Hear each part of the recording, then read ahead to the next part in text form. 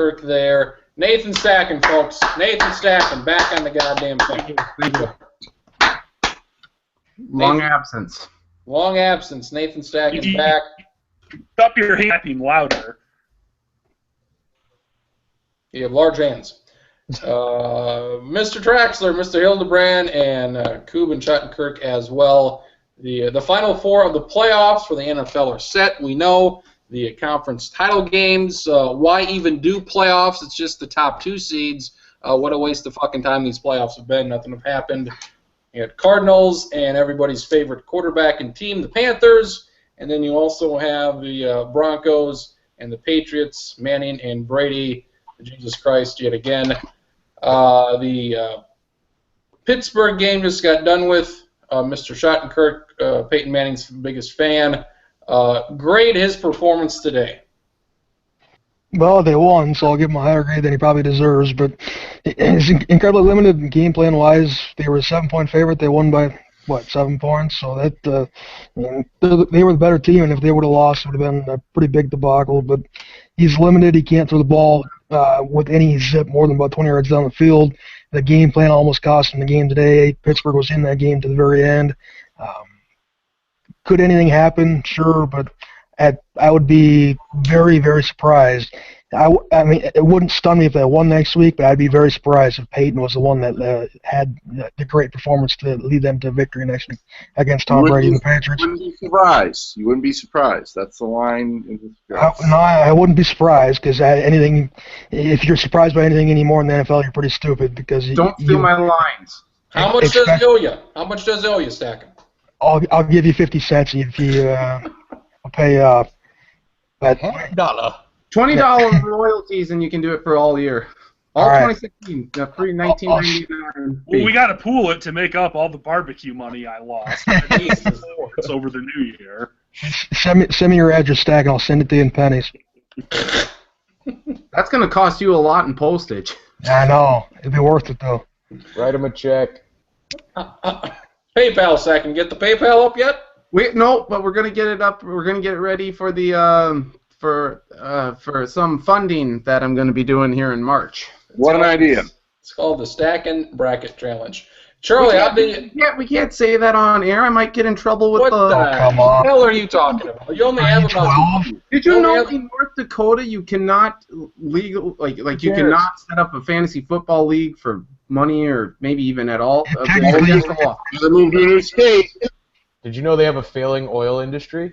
I have $1.65 gas up here though, so it's pretty nice. How does that help North Dakota State recruiting though? I don't have to live in North Dakota. Do they offer you free gas, Stacken? Charlie says North Dakota State recruiting. Yeah. Did they get what did they do to get dang goo up there anyway? I don't know. I think the $1.65 gas really helped though. Good, very good. Get to play in Shields Arena for basketball. That's wonderful. Playing a hockey arena. What a beautiful facility. Mr. Koob, is the Denver defense enough to get them to the Super Bowl? I don't know. I think this time of year it always is. I'm a firm believer defense wins championships, and their defense they just have a lot of playmakers, and they got the job done tonight. Even though Pittsburgh was a little hobbled, still did enough to win. Kind of just like Denver's offense did. They just did enough to win. But it's iffy. They show some leaks from time to time. But I wouldn't bet against their defense. Charlie, were you surprised at how well Roethlisberger played? I was a little bit surprised. I mean, not shocked, but a little bit surprised, just because he was so banged up. But I don't know. Maybe Roethlisberger's like a sadomasochist, and just the more hurt he is, the better he plays, because he gets really dialed in. Then I don't know. Marcus, what's your favorite running back fumble that caused their team to win this playoffs? Peterson, Toussaint, or Bell? Which one? I would have to say Toussaint. Hill, should say. Toussaint was your favorite. He's a Michigan man. Okay, yeah, Jeremy Hill. I forgot about that. Somebody had a good tweet that when they were all at Michigan, they had Denard Robinson, they had Fitz Toussaint, they had like 3 NFL linemen, and they were like 40th in the nation in running. So That's no good, Brady Hoke. That's very bad. You did bad. They also had Thomas Rawls. Very bad job by Michigan. But It's Oregon defensive coordinator Brady Hoke. yes, as of a day or two ago. So, yeah. Now that you spring to mind the Jeremy Hill situation, that's probably the worst one, considering that game was pretty much dead and gone. Adrian Peterson, I mean, it's big games, so that's kind of his thing, is fumbling. And rushing titles. They're pretty good. He got rushing titles, and he's got a firm handshake. What more do you really want? You guys, he's gonna have his best season yet next year. Out of the words of the ass, or out of the babes. No, he beats kids. We can't use that one either. You can quote Peterson on that. The best ever. Best of all time. Mr. Stacken, I thought watching this game, I thought these Denver defensive backs, as well as they played, not giving up points, I thought these Denver defensive backs were dog shit. Room to run, room to throw, wide open guys all around. Did you think the same thing? Martavis Bryant was the only lethal weapon that Ben Roethlisberger had to throw the football to today. And you have that Sammy Coates, the rookie from Auburn. But I mean, and they just let Bryant run around all day. So yeah, that was a little disappointing to see them have as much success going down the field, especially with a limited Ben Roethlisberger. You would think that you would try and limit, or have a guy on Bryant at all times, and yeah, they didn't do a really good job. So I was a little unimpressed with the way their defense played today. Hayward Bay had a big catch, had a long catch. So and here he is, folks. Get the hell out of here. Wow. Get the hell out of here. Amen, boys. Amen. Say it once, Amen. Say it. Come on, you know you want to. Now the sound doesn't work again. Oh, get the hell out of here. Re-up. Boy. Oh, what a buzzkill. What a fuck. The best thing is if he doesn't come back, then he's the MVP of the show right here. He comes in for that 10 seconds, leaves, doesn't rejoin. Then that's... Oh, here he is. Here he is. Back. Waiting. Say it. Say it. Come on, say it. Good. Good. Thank you. Drew Almond. Yeah. Pittsburgh and Broncos. We have Brady and Manning. 17th time, they said. 17 goddamn times these guys have met. Unbelievable. This has got to be the last time, because if Peyton Manning comes back, he's open for a career ender right there. Patriots, Broncos. It's at Denver. They played before on a Sunday night. Denver had to come back. Osweiler won. Patriots, would you make them a big favorite to win? No. Okay. I would favor them by 3.5. How was the weather today in Denver? Well, a little bit breezy. It looked like that on TV, and it was a little bit breezy. I went to the grocery in the first quarter, and Go to Whole Foods? no, I went to actually, never mind. I did. I went to two places. I went to King Soopers and went to Whole Foods. I see. Yep. Did you buy salad for $10? I bought two heads of kale for $1.99 a piece. The champagne of lettuce. The champagne of salads. Very nice. I bought some champagne. Just like Miller High Life is the champagne of beer. Goddamn right that is. There you go. Let's go. Let's talk about Carolina. We were going to talk about the Warriors first, but fine. The other game today was Seattle and Carolina. I wanted Seattle to show me something. They showed me everything in the first half. They didn't show me a goddamn thing in the second half. They've been known to let a lead or two kind of slip away at the end. 16-1 now on the season. 31-24 they win. Mr. Amon, the floor is yours. How would you characterize a game like that? Probably the most dominant half they've ever had as a franchise, followed by a shitting of the bed in the second half, and nearly giving up a 4-touchdown lead. I don't really think that was a bed shitting that happened. Of course you don't. Okay, here we go, boys. Here we go. It was 31-0 at halftime. Okay, Do you Right. know how many times teams lose games when they're leading by that much at halftime? The answer. That's not the point.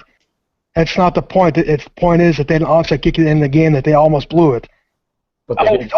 quit thinking that this is a one-score game. It was not a one-score game. Look at the total yardage. Look at the score. It's a one-score game. For as dominant as Carolina was in the first half, Seattle was as dominant or more dominant in the second half as Carolina was in the first half. Who cares? Who cares? Seattle screwed themselves in the first half by not Right. going for the field goal. Seattle lost. Carolina didn't Okay, win. Seattle We're not lost. getting into what the final score of the game was. Well, you know what? Carolina won. Good for them. Who covered? Carolina covered. Good for God damn it! Who cares that Seattle got within what was it, 7? I find it amazing that you're a fan of a team in your own division too. But That's because, for some goddamn reason, the Carolina Panthers are a underrated 15-1 football team. underrated. Okay, all right. Yeah, because nobody's really taking them very seriously, and yet they have the MVP quarterback. They have an amazing defense. And Amazing, You know yeah. what? Rob Rivera, for what he is, pretty goddamn good coach. Somehow turned himself into a good football coach. He's great. Yeah. And they're one of the last 4 teams playing in this thing. Good for the. They should be. They're the ones seed. They were supposed to Do win. we love what the Arizona Cardinals look like after No, absolutely not. after escaping from was not a very good Green Bay team at Give me home? the Vikings and the Panthers next week. That's my point. The entire NFC, regardless of records, is there's not an elite team in football this year at all. That's been my entire point the entire year. 15-1 doesn't mean anything this year. There's been nobody's been any good. So if the Panthers finish 18-1 and win a Super Bowl, they're not an elite team, huh? They're a great team. They're not elite. No. Oh, Jesus Christ. Okay, let's go with that. Panthers win the deal. They beat the Arizona next week. They beat the Patriots. I'm sure it's always a field goal game when New England plays in the Super Bowl. So they do that. They're 18-1. In your lifetime, last 20 years, teams you've seen. In your life! In your life, where would you put that Carolina team last 20 years if this happens? I mean, look, Any team that you could say, yep, they're better, they're better. from a talent perspective, probably not all that high, but the fact is, I mean, just because their offense really doesn't have very many playmakers, so you wouldn't say. I mean, I don't know. I mean, they're probably, in the past 10 years, they end up winning the Super Bowl. They're one of the 4 or 5 best teams in the past 10 years. I don't know. Anybody have any trouble with that? I still might put the 07 Patriots ahead of them. Even if they didn't win the Super Bowl, 07 Patriots probably got to be in that discussion. Yeah. Let's bring Mr. Stacken into this. Watching this game, I'm going to go with reasons why Carolina won in order, best to worst. Defense 1, offensive line 2, running game 3, Cam Newton 4. How do you put it? Yeah, I think that's exactly right. Cam didn't have to do anything today. I would probably put, the defense 1. I'd put the running game 2 because Jonathan Stewart, no one had rushed for over 100 yards against Seattle and since the beginning of time, since the dawn of men. Although half his yards came on one play. True, And but that after did set the tone. Take Um, that, I would. When you said, carries 50 yards. did you just say O-line or did you mean O-line and D-line? Because the D-line I think was just as impressive, if not more, than the offensive line. Had some sacks. Line plays in general. I thought, especially passing, this son of a bitch had all day to pass. Cam Newton, all goddamn day. And they rarely mention. I go to Shane Koob and Charlie for my offensive line talk. Mr. Koob, any thoughts on the pass protection for Cam Newton? Yeah, I mean, like you said, he just has all day to throw, and especially with him being so ginormous, he can just stand back there and scan the whole field. You got to think it's better than Russell Wilson can stand back there and scan the whole field. He doesn't have to, keep backpedaling 15 yards in the backfield to create some space and vision like Russell Wilson does. Cam can sit back there all day because that offensive line is solid. Led by Matt Khalil's brother Ryan. Seconded. It seems like people have strong opinions on Mr. Newton. Charlie says he really doesn't. What do you make of those that dislike or like the Heisman Trophy winner? Racists. Good.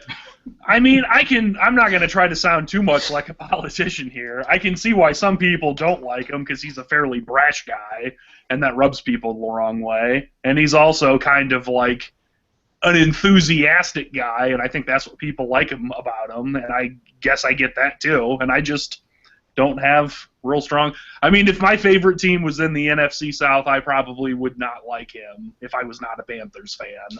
But as a Dolphins fan, you know, I guess, you know, they always suck, so I just kind of watch stuff in general. Marcus, what the hell's the deal with giving the ball to the kids? I don't give a shit. After the first couple times, fine. I give no shits about this. I also give zero shits. I think it's fine. It's become his calling card, and there's a lot worse things to do after you score a touchdown than hand the ball to a kid who's a fan. Good for the kid. I think that's the worst thing you could possibly do. He's giving back to the community. I actually saw a tweet that said that I think Darren Ravel said the NFL. Ooh. Oh, just wait. Delete your account, Darren Ravel. Rebrand. If a guy throws a football into the stands, he gets fined some $7,000, $7,000. If he just hands the ball to a fan, he doesn't get fined at all. That should be fine too. You should be able to throw the ball in the stands, decapitate somebody if you want. How much does he really like these kids if he's not willing to pay the fine to give the ball to them? Obviously, he doesn't care that much. He's not willing to pay $1,000. And what about the kid sitting in section 417? That's goddamn right. All these rich bastard kids in the front row go to hell. I want the kid in the nosebleeds. They look really excited when they first get the football, but then they never show the camera. They never keep the camera on the kids.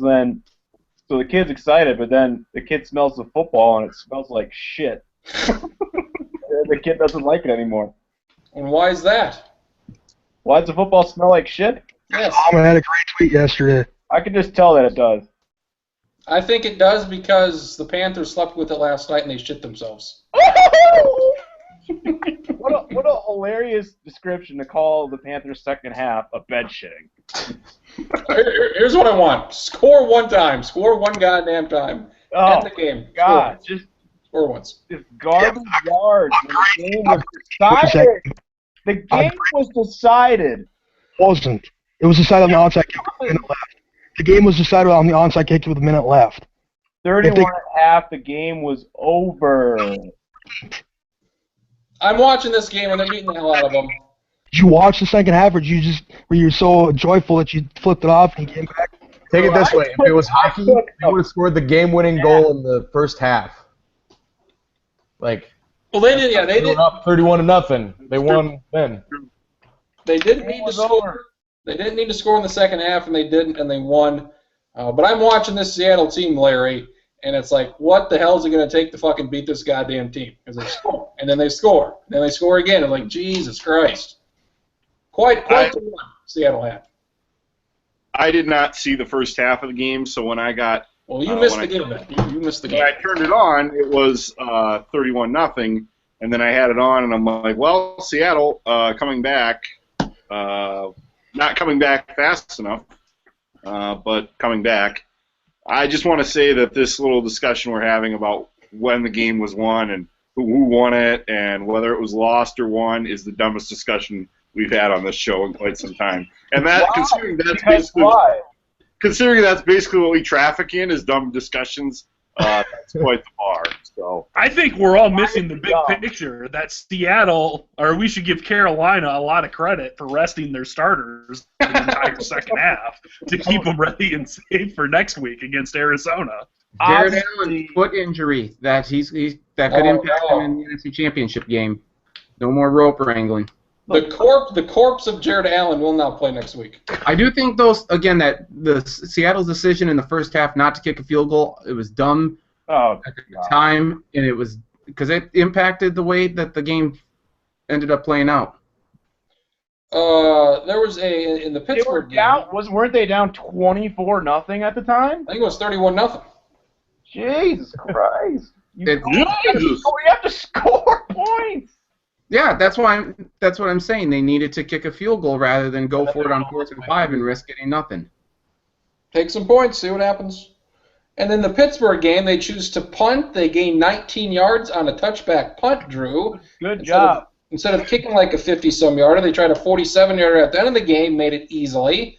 They back them up 5 yards. I like their chances of making that. You really got to pin them deep.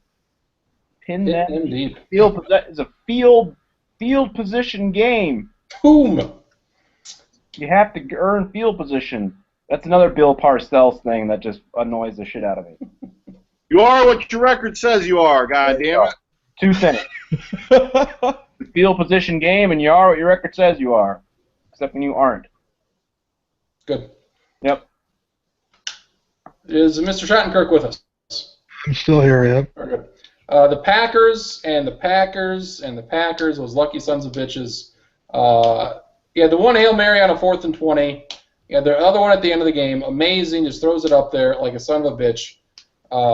When I'm watching this game, there's probably, I don't know if there's a dozen plays that were amazing, but pretty goddamn close.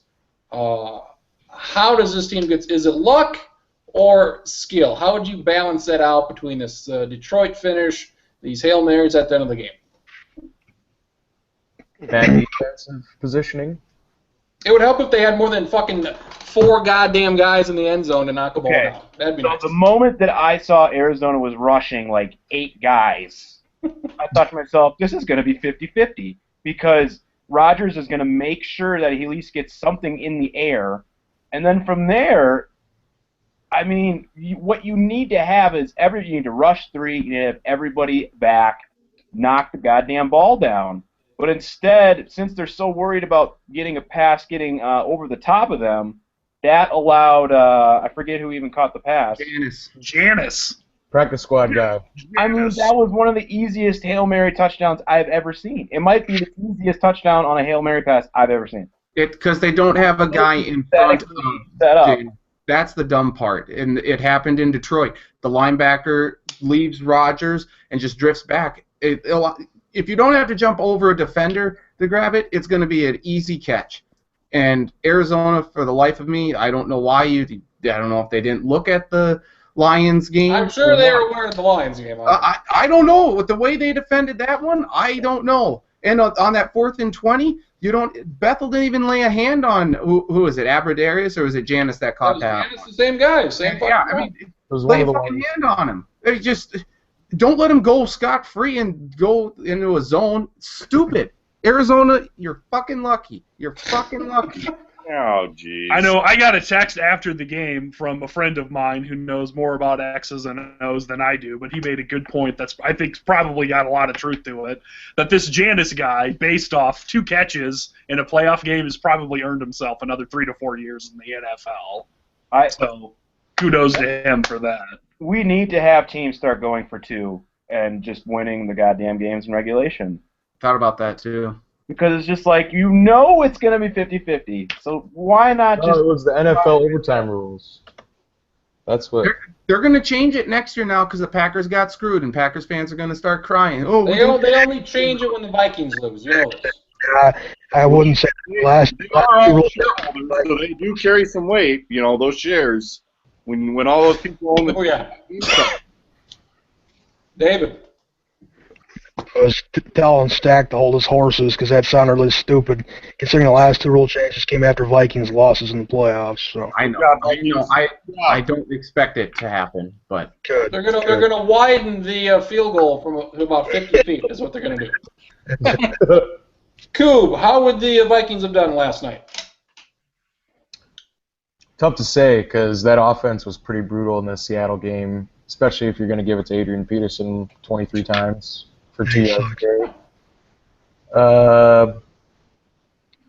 Their defense, the Vikings' defense was obviously a top 10 defense, and I don't know how well they would have done against Carson Palmer because there's so many weapons in that Cardinals passing attack.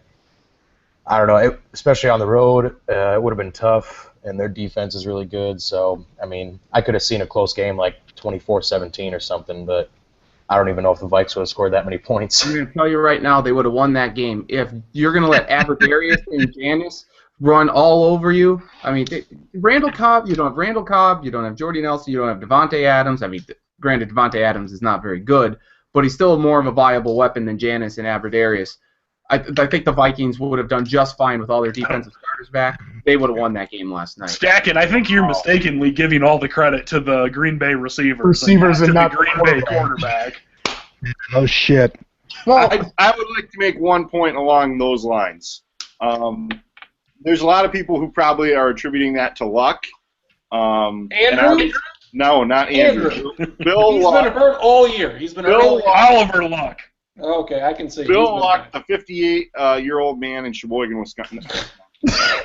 No, I would say that Aaron Rodgers has a skill for Hail Marys that happens to coincide with his strong arm and his ability to get outside the pocket. In both these Hail Marys that he's thrown, he was able to do that. And also it helps to have open guys downfield. And I would say Jeff Janis was open. So That's my point. Okay, yeah. And so I'd say very good job by Rodgers. Go watch that replay one more time. And yes, he was, for a Hail Mary, yeah, he was open per se. Scrambling to the left, throwing across his body, 60 yards in the air. That was one of the best throws I've ever seen. I completely agree. Rodgers was awesome on that throw. I'm not trying to take anything away from what he did. I'm just saying if you're the cornerback, I think once Cobb left the game and you knew you didn't have Adams, you're just looking at these guys saying, these guys aren't going to do anything against us. I think they relaxed a little bit. Now, Rodgers did his job. I just think the Cardinals didn't respect Green Bay's wide receivers enough. If it wasn't for those last two throws on that last drive, Rodgers has 160 yards in the game on about 40 attempts, which is Peyton Manning-esque right there. And I would say that goes back to my point, I don't know if I made it last week or whenever the hell I did, that I think I asked Charlie, the quarterback makes the receiver more than the receiver makes the quarterback. You say, oh, we need weapons for this quarterback. Well, if the quarterback sucks, I don't give a shit who you put out there. It's not really going to matter. You had the two Hail Marys. Those were great. You had the catch where Randall Cobb killed his insides. That was a great catch.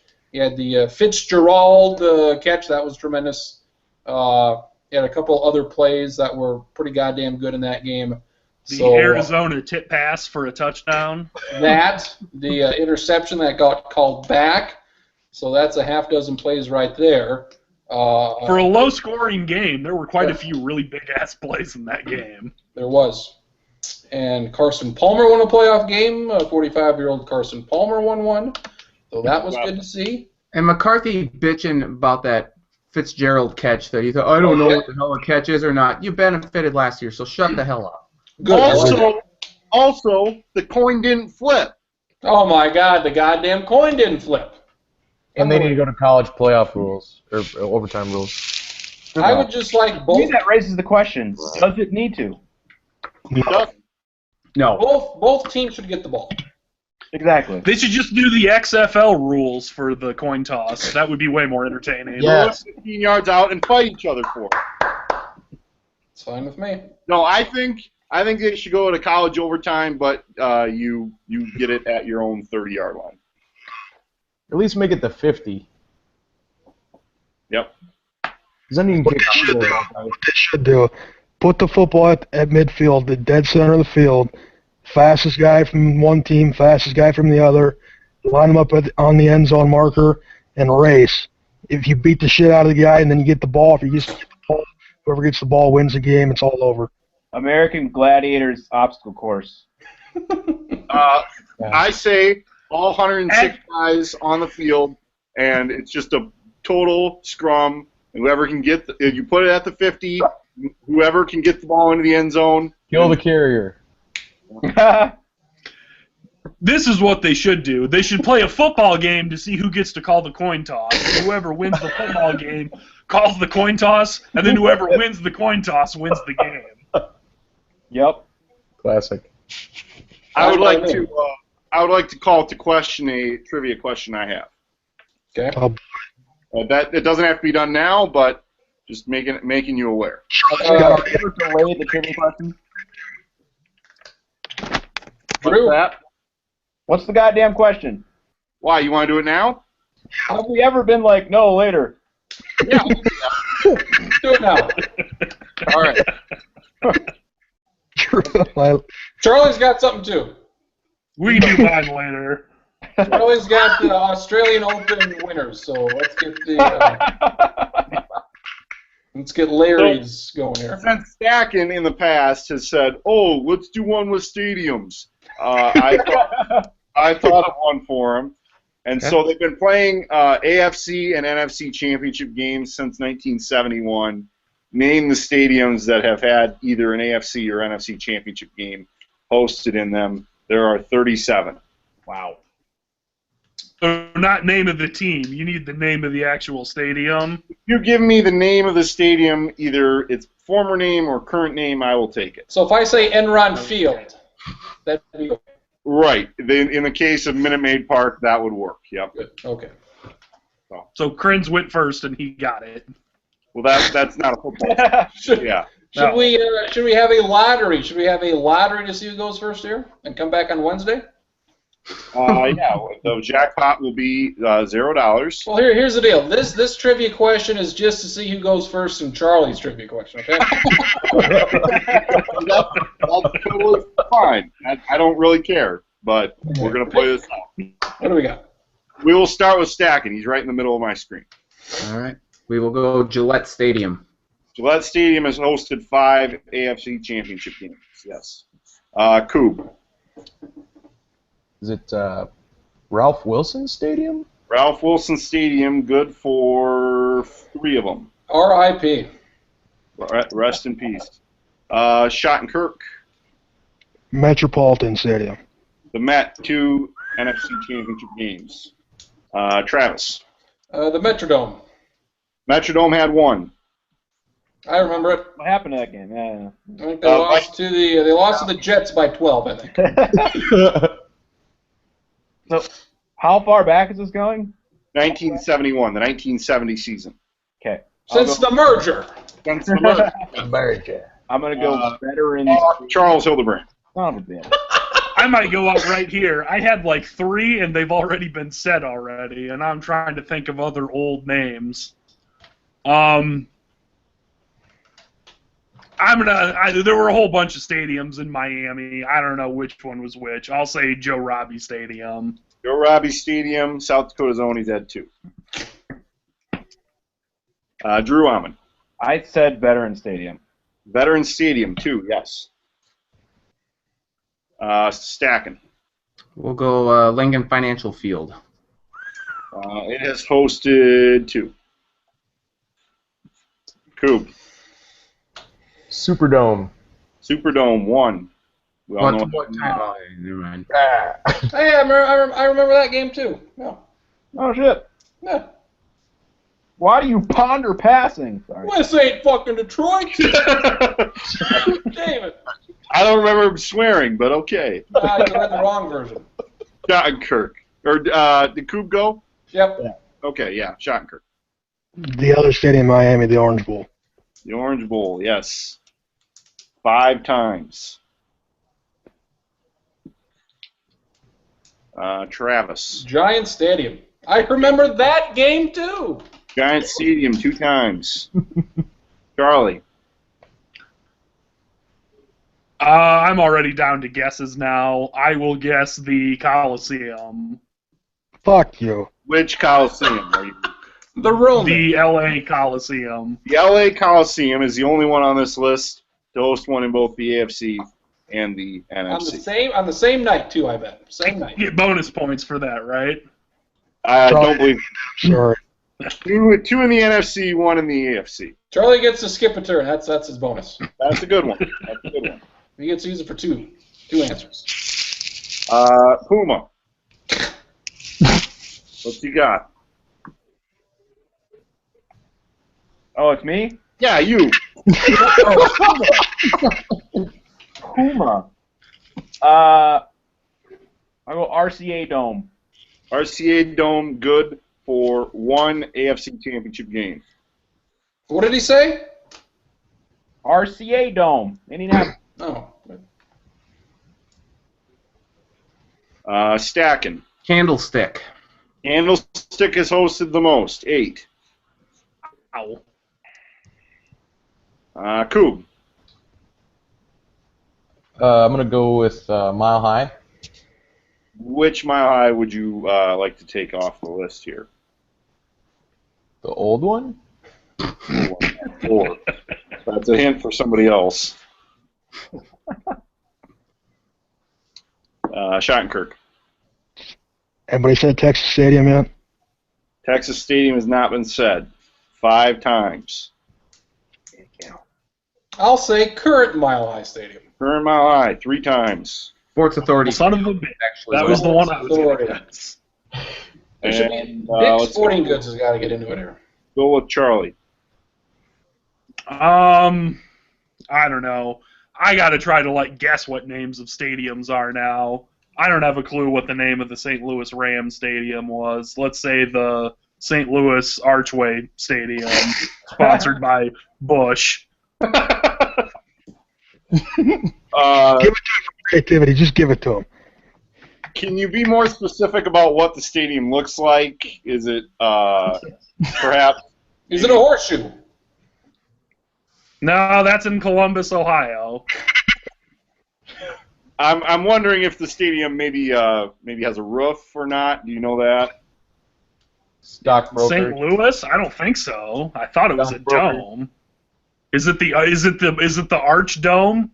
Well, I'll take Arch Dome. Yeah, I'm being a little bit more specific because the Rams did play at Busch Stadium for a couple years. So, all right, Drew. I'm going to go with the Edward Jones Dome in St. Louis. Well, that is the one. That is the one that Charlie just said. So perhaps you have another guess. Oh, come on! All right.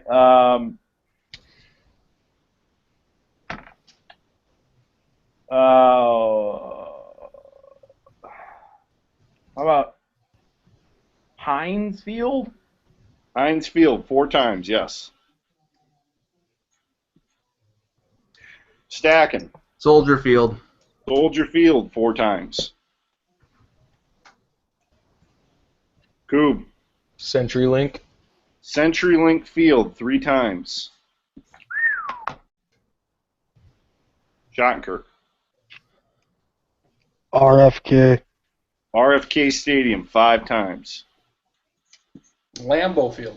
Lambeau Field twice. 2 fucking times. Twice, yes, since 1970 season. Okay. Seems like they're in the Super Bowl all the time. Who is it? Is it me? Charlie's up. I will guess I can think of another team. I don't know what the name of any of the damn stadiums are, though. I'm going to guess Just say Memorial Stadium. It's got to be one of them. That works in college. I don't know if that works in the pros. I will guess blank stadium for the Atlanta Falcons, and he named it after himself. That would be incorrect. Ah, dang it. Drew Almond. Three Rivers Stadium. You got Three something. Rivers Stadium 7 times. That was one I had in my back pocket. Not in your pocket. You got a hole in the pocket. Yep, I guess so now. All right. Take it out of your pocket. So You I got will your take pocket. I will take what Charlie said, and I'll just say the Georgia Dome. The Georgia Dome had not hosted one until a couple years ago. And they played the 49ers and they lost. So, yes, Georgia Dome on the list. Coop. Raymond James Stadium. Raymond James Stadium would be incorrect. Oh, shit. We have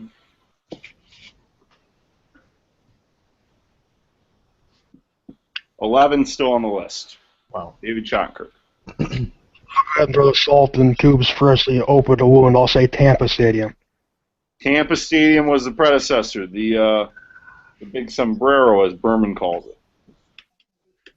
I will say Synergy Field / Paul Brown Stadium / whatever the fuck they called the Cincinnati Stadium back in the day.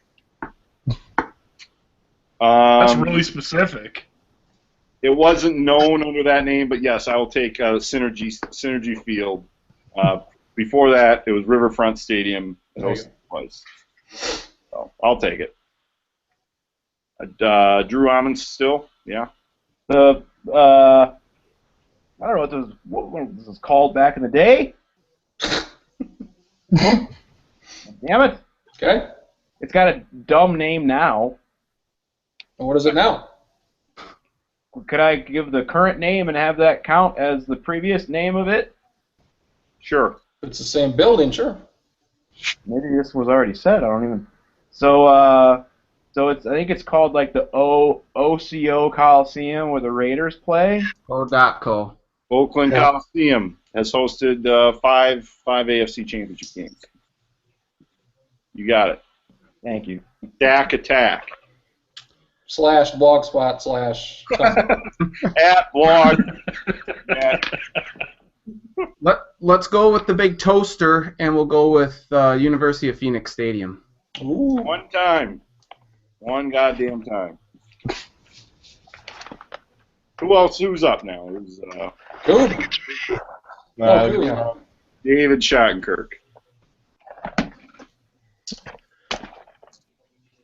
We including this year or not? I am including this year. Bank of America would work. Bofa,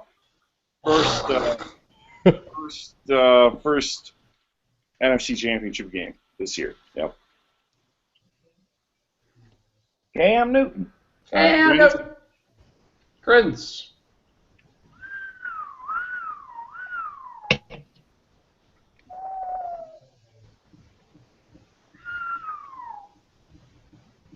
What the hell's going on? Whose turn is it? Me.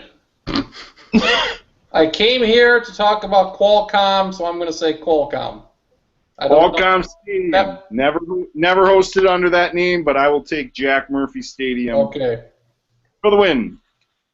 Good. So you got it. We're down to 6 stadiums left. Get hard. 5 of them are in one conference. Drew Ammons.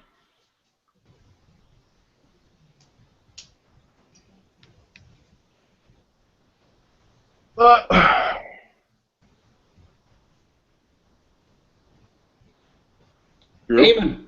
I'm here. And are you I want to thinking say about this? my favorite defunct stadium. I think I'm going to go out on this one.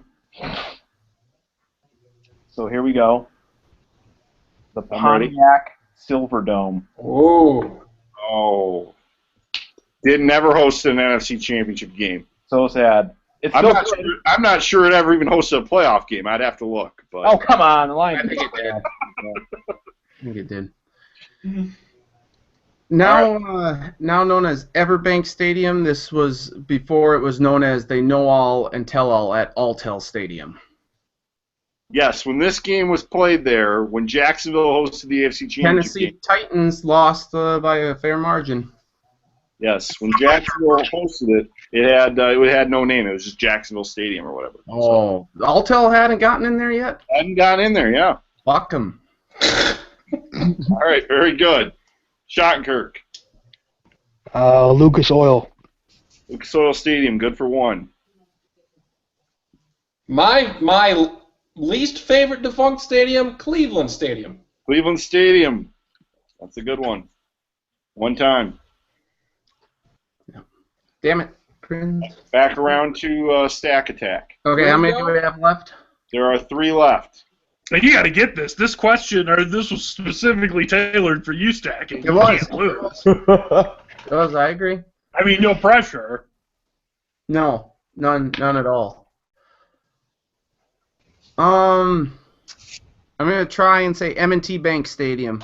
You're a son of a bitch, Stacking. You're a son of a bitch. You will go out on that question. Oh! Damn it. Back pocket. Yeah, was that from the back pocket? No.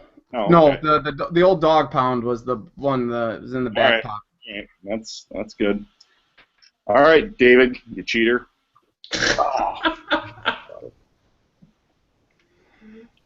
How many are left? 3. How many do you think are left?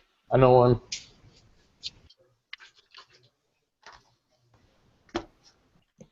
Pretty sure the 49ers played in a title game that wasn't Candlestick, but I'm not thinking of the name.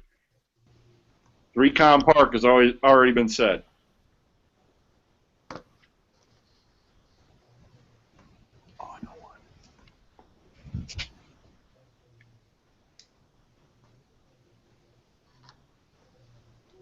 Yeah, I'm out. I don't know. You're out. All right, Krins, you got anything? I have 3. I don't know if any are right. Okay. I will go with Arrowhead Stadium.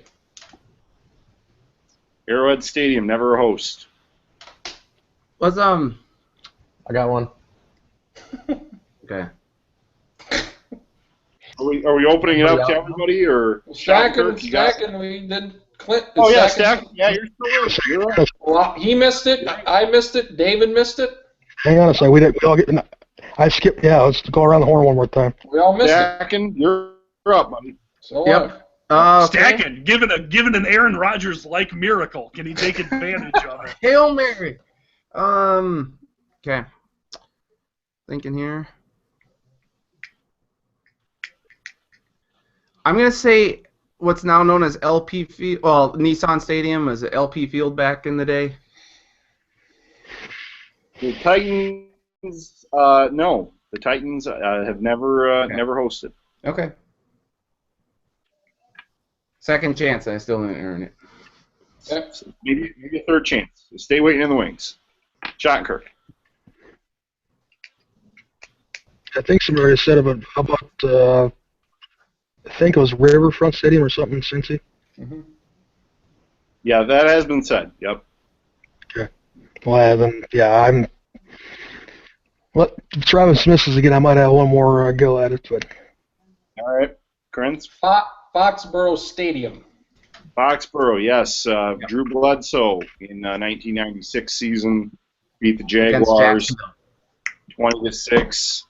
That will do it. That was the only one Foxborough had ever hosted. The other two very difficult. Jane Coob got one. I know. Lincoln Financial in Philadelphia. No, he said that. That had been said. Yep. What about the Astrodome? Astrodome never did. Ah, Oilers were pretty lousy. How about the Kingdom? oh, Kingdome never was. The both of these were the very first year there were Was one of them the Roman Coliseum? Coliseum never picked. Memorial Stadium in Baltimore. Oh, damn it! I should have guessed that. and Kezar Stadium in San Francisco, where they filmed Dirty Harry. Never heard of it. Okay. Yeah. Wouldn't have gotten that. Now it's a top 5 trivia question. A top 5 trivia question. Yes. It went long. We went deep. It was hard. 37 stadiums. You guys got 35. That's pretty good. We're good.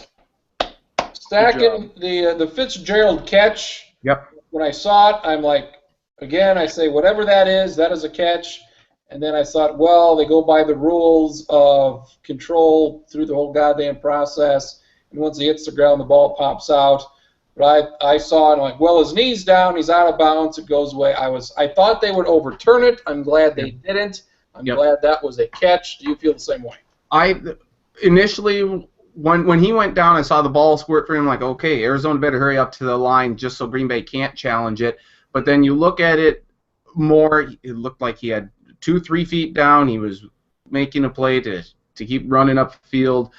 I think it was a catch. I say that unbiasedly. I swear to God. I do think it was a catch, but what is and what isn't a catch is so stupid now. You know, it confuses everyone, confuses the officials, it confuses the fans, it confuses Dean Blandino, Mike Pereira, and everyone who's been a former official or who's looking at officials now. You left out Mike Carey. You say it without bias, the Len Bias story. Jesus Christ. It's a shame he tried cocaine that one time. That one That single cocaine, time. one time, that'll do it. No, he had cocaine a bunch of times. It was just bad cocaine. Good. I actually agree with not Schottenkirk. I never agree with Schottenkirk. I agree with Sagan that I think this rule. I think we're just kind of screwed forever with this rule on what's a catch and what's not, because we have replay now. We have replay that we didn't have 40 years ago, and so we sit down there and we break apart every play to the point where we construct what we want it to be 1,000 times over, but it's hard. It's going to be impossible to get the call right, and I don't see what rules you can add or change that are going to fix things. I think we've just sort of striated the idea of what a catch is to the point where now we don't know what is and what isn't. So, and I don't blame the officials at all, because they have just as tough a time as anyone trying to decipher whether it is right or not. I know the competition committee says they're going to look into it this year and try and make it more concise. I don't know how you do that, because if Des Bryant's catch isn't a catch, then I don't know what is. I kind of think that they should just go by the rule that if it looks like a catch live, it stays as a catch, and unless you can see that, the ball hit the ground pretty clearly, or the ball, because otherwise, or the ball's moving. I think and even so much as like the football move. What is a football move? Does he have to have 2 feet on the ground, and does he have to be going upfield or going side? Is he a defenseless receiver stacking? Is he defenseless? Does he have a gun on him? Does he have a gun in the holster? Second Amendment. Well, if Carolina had their way, they'd bring their bats out on the field with them. So it's his right to have a gun on the field. Bryant's catch, the little flip, was that a catch? They ruled it a catch on the field. I would have probably ruled it incomplete, because I think by the time he gains full possession in his crotch, he doesn't have both feet in bounds. So I would have probably ruled that incomplete. That's what I thought. Coob, what do you say? I thought the Flippy touchdown was a catch. I thought Larry's was a catch. I didn't think Dez's was a catch. I don't know. I felt there was a difference, because with Larry's, he was going.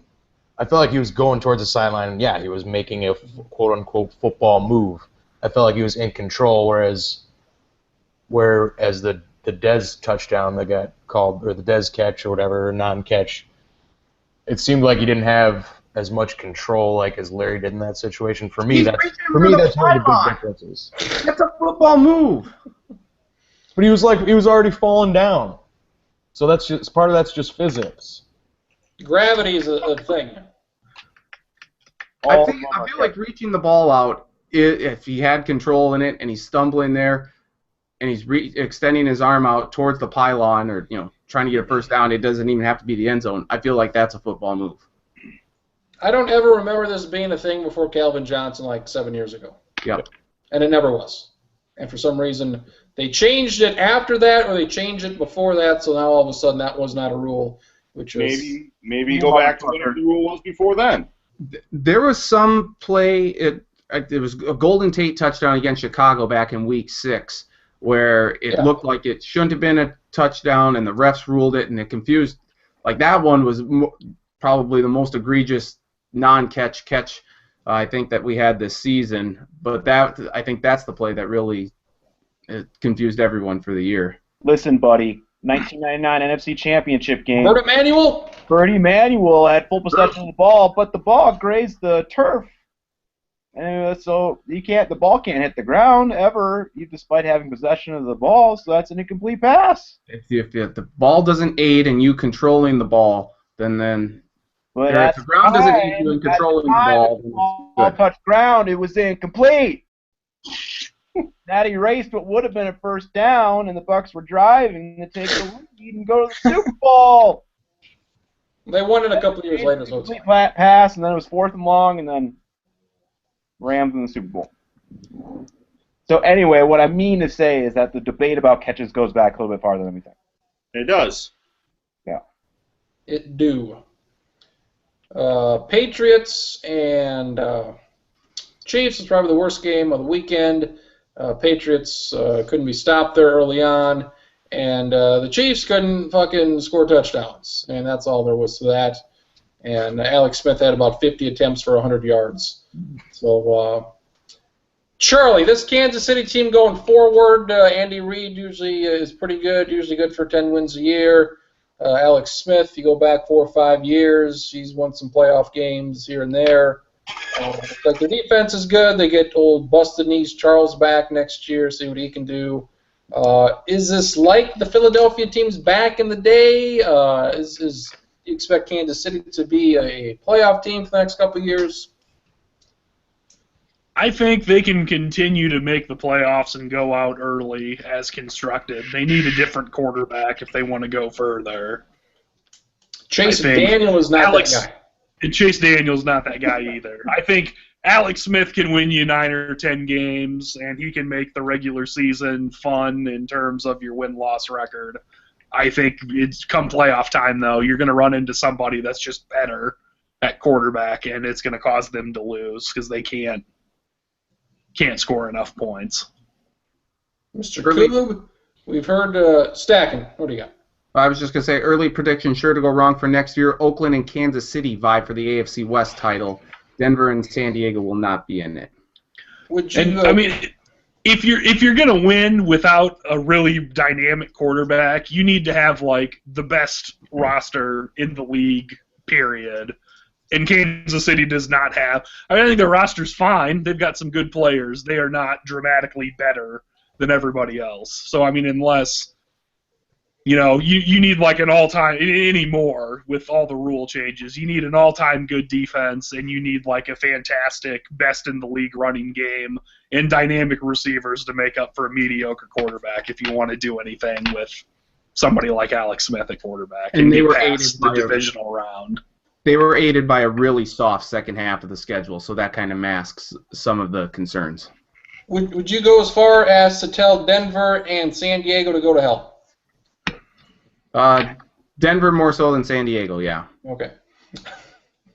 Alex Smith was pretty good this year, though. I mean, he's a threat to run. He had like 500 yards rushing on the season. Is he the White Newton? It's not like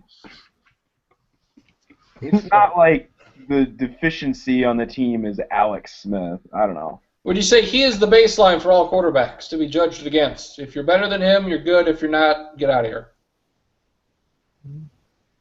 The baseline. Well, I'm trying to I think he wouldn't be an awful baseline.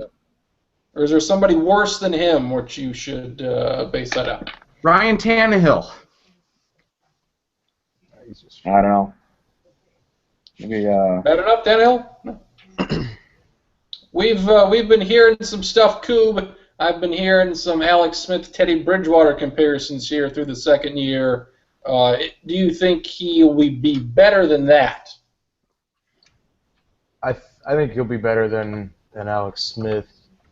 I think right now it's kind of a combination of the Vikings being a little overprotective with their play calling, and part of that's due to the fact that Adrian Peterson's on the roster. Part of it's due to the fact that he is a threat to get killed every time he drops back because the offensive line was so bad this year, and I think that was one of the biggest factors on why the passing game wasn't what we all thought it should be, probably heading into the year in the second year of his development. So I think long term he'll end up better than Alex Smith, but obviously right now it's kind of a toss up, I think, between the two. Let's go. Alex Smith here, past 3-4 seasons, record 36-18 and one tie, 64.5% percentage completion, 74 touchdowns to 25 interceptions. That's not bad. That's not bad. And I'm not saying Alex Smith is bad. I mean, he's fine. He's not one of the top 10 to 12 best quarterbacks. Well, I mean, if you wanted to, you could maybe make a case for top 12. He's not one of the top 5 quarterbacks, though. And if you don't have a top 5 quarterback, you've got to be really, really good at other spots to go deep in the playoffs. I would say the teams remaining, Charlie, they all have top 10 quarterbacks. I mean, Manning is not good, but their defense is really good. I would agree with that. And then, with anything with Manning, you can at least say he was top 5 at a point in time. And like he's last probably year. not going to make. He's not going to make bad decisions to screw you over, like crummy quarterbacks tend to do. David, Chip Kelly is the San Francisco coach. I enjoyed that Adam Schefter said he was not going to coach this year, and then 16 hours later, he's our coach. Do you expect him to keep Colin Kaepernick as his quarterback? Yeah, that's the million-dollar question. I think he probably should, but I don't know if you can repair the relationship between other members of the front office and Kaepernick at this point. I think he'd probably be a very good fit for the system, picking up Mobile, 09. I don't know who else they're going to go after. There's not much in the draft if they're thinking that way. Blaine Gabbert's not exactly a great quarterback in Chip Kelly's offensive system. Long answer short, I think they should, but I don't think he's on the roster opening day. Can I say something about Kaepernick? Yes. Fuck this stuff about he just needs to be in the right system. Kaepernick sucks. He was in the Super Bowl, homeboy. Defense. The defense and the running game. Colin Kaepernick was in the Super Bowl, but also that was a roster so loaded that Alex Smith took him to the NFC title game, and they almost made the Super Bowl. Trent Dilfer was in the Super Bowl. That's always my baseline comparison for that. Tavares Jackson. This will be the first Super Bowl in 3 years without Tavares Jackson on the sideline. Riddle me that. Mr. Stacken, anything else to take away from this weekend? Who do you like to play in the Super Bowl? I was either picking Arizona or Seattle at the beginning of the playoffs. I'll take Arizona, and I'll take New England. Drew. All right, I'm going to put my Super Bowl pick here, and then I'm going to move on to do something else. Here we go.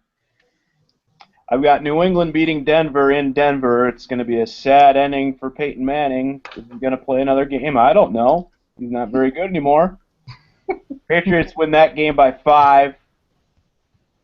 In the NFC, You're picking Carolina. Hosting Carolina. Carolina is really good at football, and they beat the shit out of Seattle today and cruised to a win against the Seahawks. Meanwhile, Arizona they shit the bed way more than the Carolina Panthers did, I tell you that. But they still managed to beat the Green Bay Packers. But Just fucking pick Carolina and get it over with. Jesus Christ. This is like Stacken's blog brought to life as far. Carolina.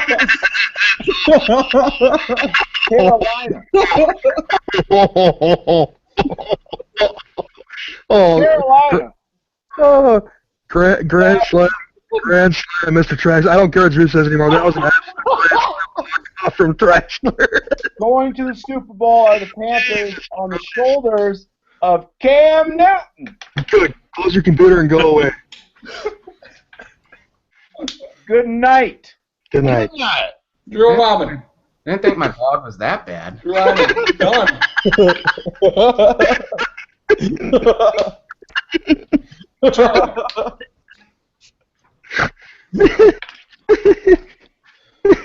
Charlie Hildebrand.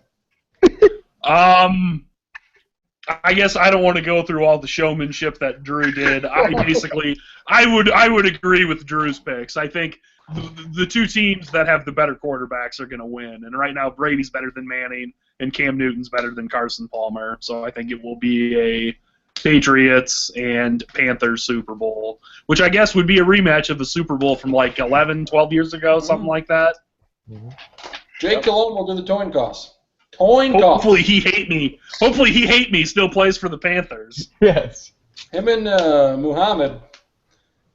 Shane Coop, Super Bowl pick.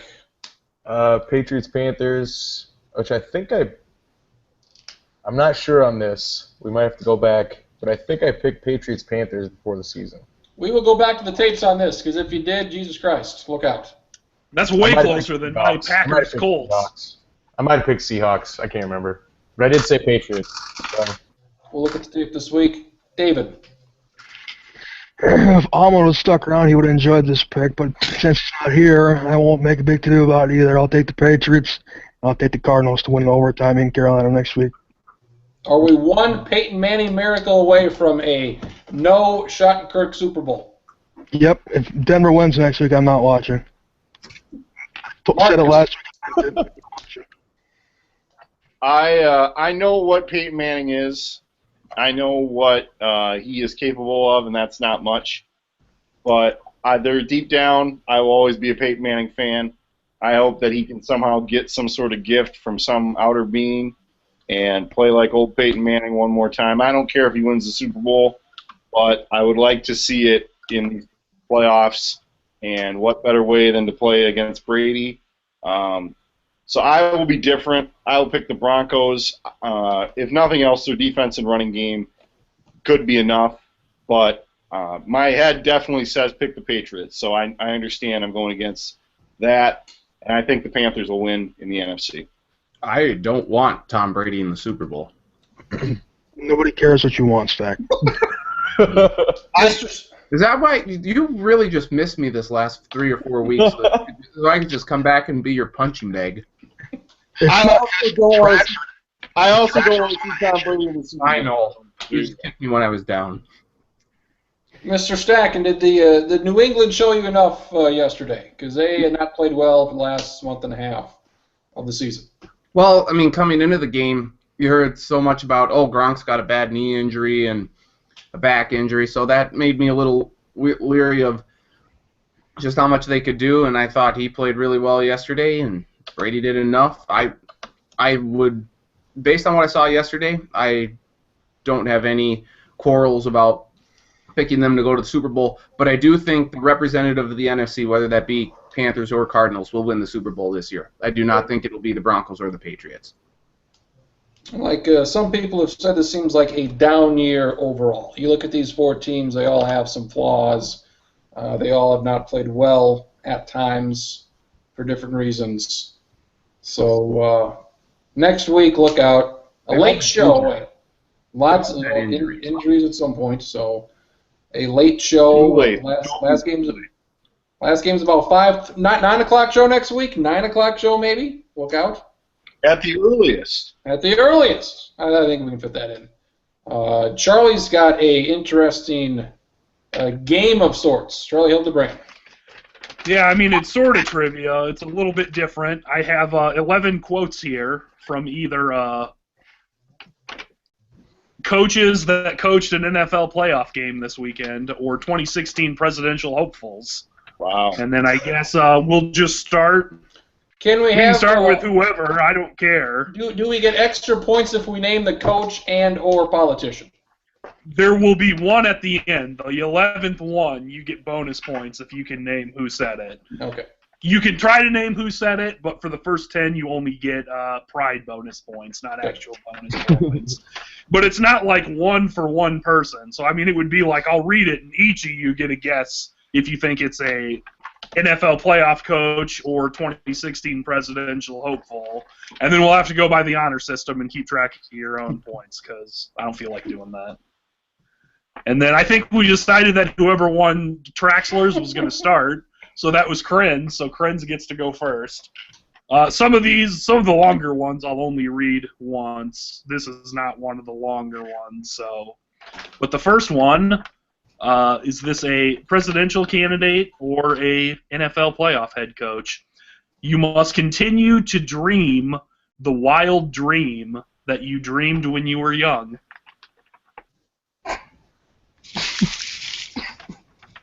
Son of a bitch. Football coach. Okay? And then I guess for me, we'll go Krenz, Schottenkirk, Koob, Stacken, and then Traxler. I'll say presidential candidate. Okay? Presidential candidate. Presidential candidate. I will say the only coach I can think of that would say that is Bruce Arians. So I will just play the numbers, and I will say, I'm just going to say Bruce Arians. I'm going to say football. I'd go with Pete Carroll. You're going to say playoff coach? Well, it was an NFL playoff coach, but it was Mike Tomlin, Steelers head coach Mike Tomlin. Okay, I guess we'll switch who starts. So we'll go with Schottenkirk starting this time, and then followed by the same number or the same order. So Schottenkirk. I can tell you right now, I'm going 0 for 11 on these things. I'm gonna get Okay. Okay, second one. Showing up is not all of life, but it counts for a lot. Jesus Christ. Presidential hopeful or NFL playoff coach? I'll double down on presidential candidate. Okay. Coob? I'll say coach. Okay. Stackin? Presidential candidate. Okay. Draxler? Football coach. Football coach. And back to Krenz. I will say presidential candidate. Somebody said that about Rubio. Okay. And like I said, you guys got to keep track of your own score and honor system here. That was 2016 presidential hopeful Hillary Clinton that said that. There you go. Okay. This one's kind of long, so I would prefer to only read this one once. This one, starting with Coob, is this a 2016 presidential hopeful or a NFL playoff coach? People aren't very good listeners by nature. Part of being a good communicator is recognizing and understanding that and trying to make the complex simple. I try to capture a concept, an idea, or a moment in a few words. If they remember it, job done. That's got to be a politician. Okay. Stack it. That sounds like something Bill Belichick would say, so I'll say NFL head coach. Okay. Traxler. Politician. Okay. Krenz. Bernie Sanders. Okay. Schottenkirk. I second what Corinne said. Okay.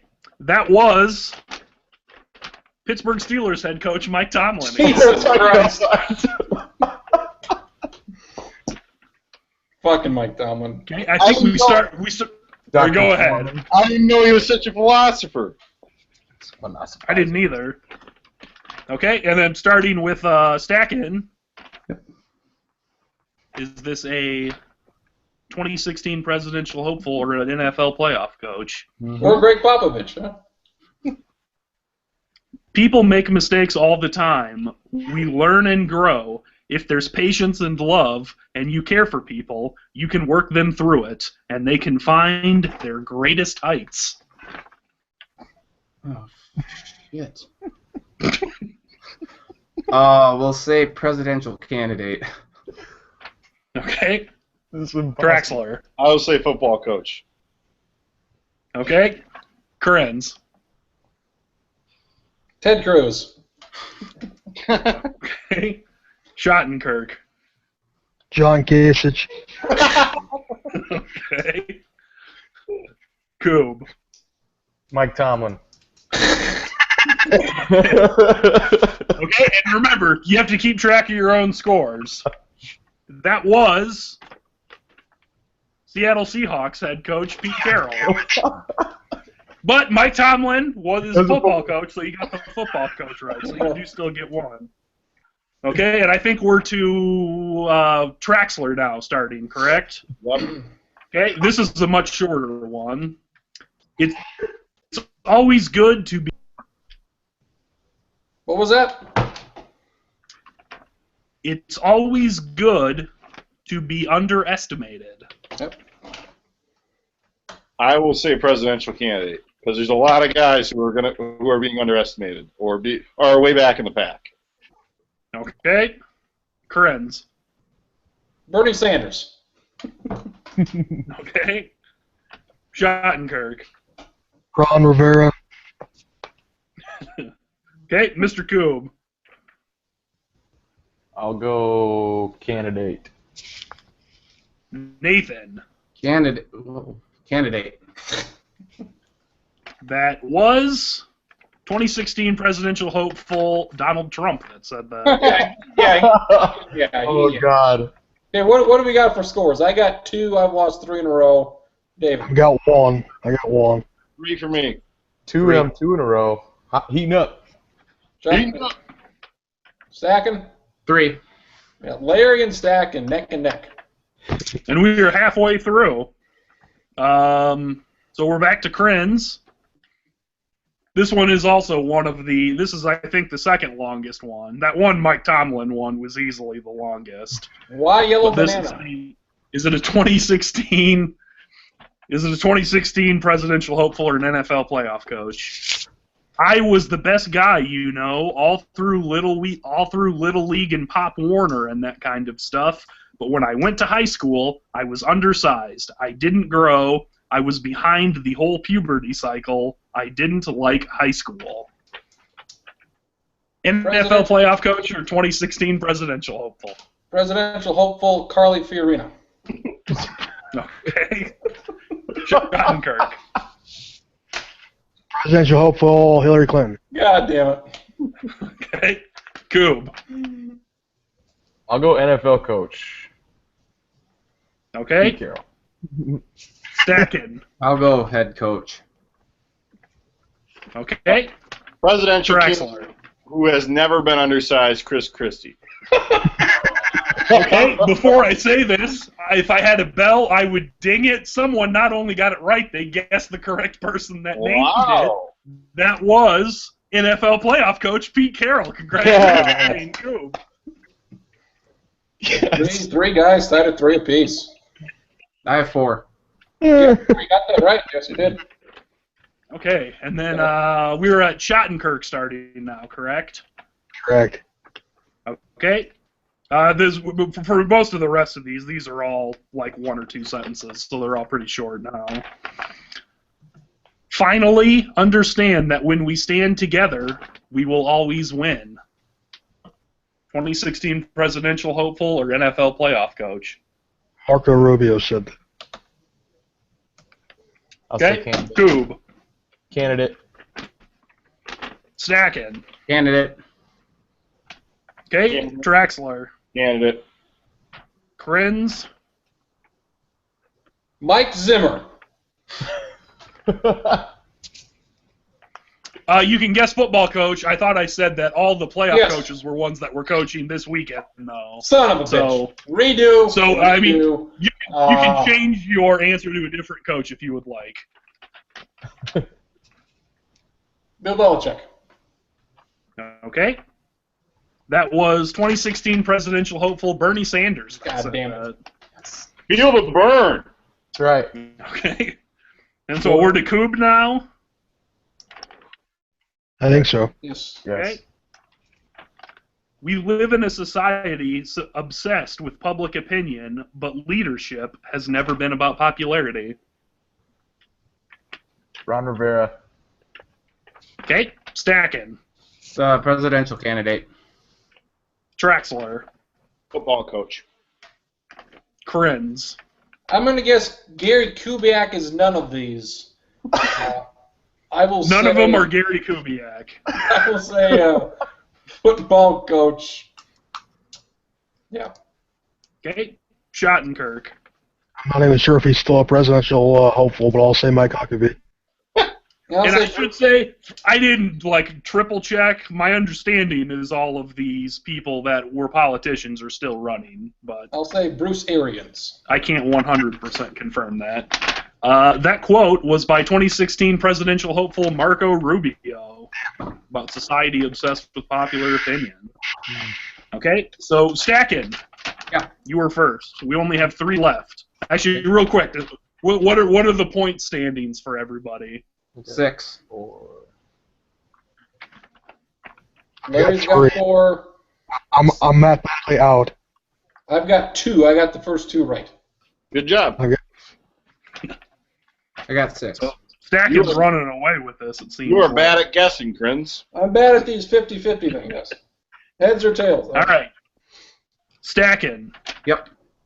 It's a short elevator ride back to the shit house. 2016 presidential hopeful or NFL playoff coach? I don't know. I'm going to say head coach. Okay. Traxler. Yeah, I would say head coach. It'd be a bigger story, I think, if it was a candidate. I don't know. Krenz. I'll say Andy Reid because he shits a lot. He has big poops. Long Schottenkirk. Hillary Clinton.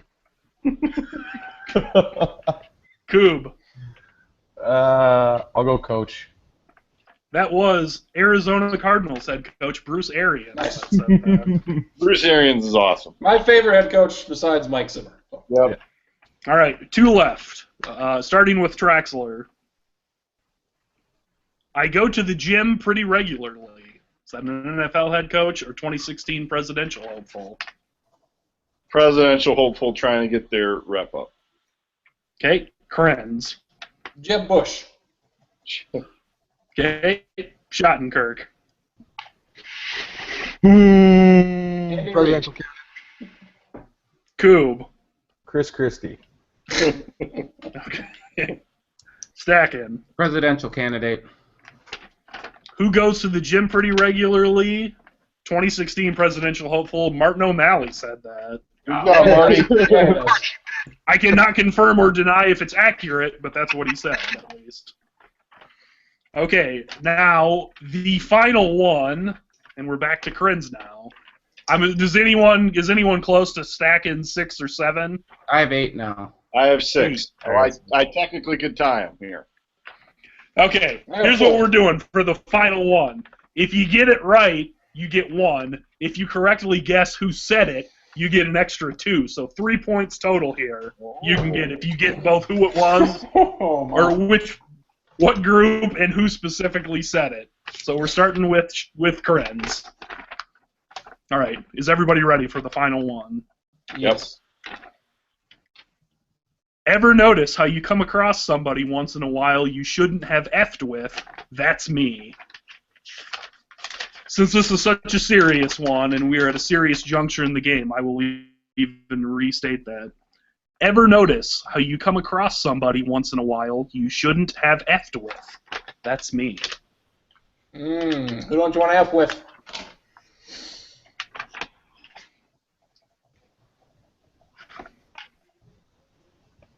Since he's been popular here, I will say Mike Tomlin.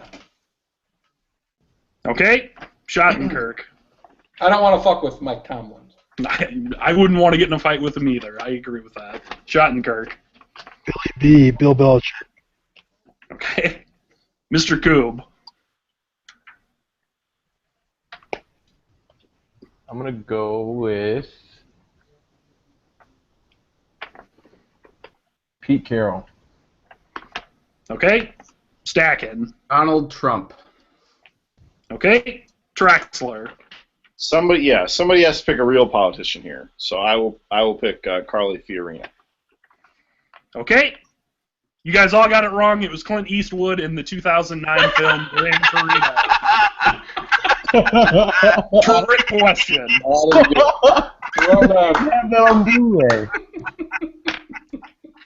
I probably spent more time looking for the greatest badass movie quote than any of the other ones, too.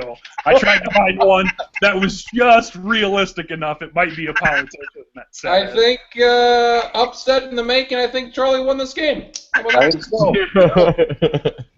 He saved his best move till the end. Yeah. A top 5 trivia question from Larry. A solid goddamn game from Charlie. Look at that. Should I run with a It's crappy a little bit question? different.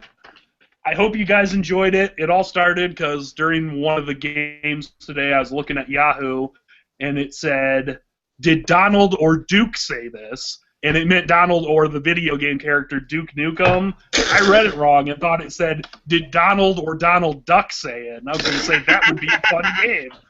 And then I said, you know what? I can just come up with my own version of this. And then I did. There was something I saw yesterday where they took Donald Trump's face and put it on a bunch of different NFL logos. It was somewhat. Prince, I got one more trivia question if you guys are up for it. Get hard. There's 2 versions. Which one do you want? Do you want the one with only 10 answers, or do you want the one with 91 answers? I want the black version. Preferably the 10. Preferably the 10. And if it goes good, we'll stay. This might run our whole great trivia night, but there's been 91 schools to make the Final Four. Name one of the 91. Jesus Christ. All right, I like it. Duke. Yep. Charlie. I will say the teams that have made the men's Final Four. Men's Final Four, yes, 91 schools. Okay, Kansas. Yep. Stack. Kentucky. Marcus. Minnesota, because it's real to me, damn it. Count it. Cool. Michigan State. Currents. Wisconsin. Charlie. Ohio State. Stack. UCLA. Marcus. Florida. Coop. Arizona.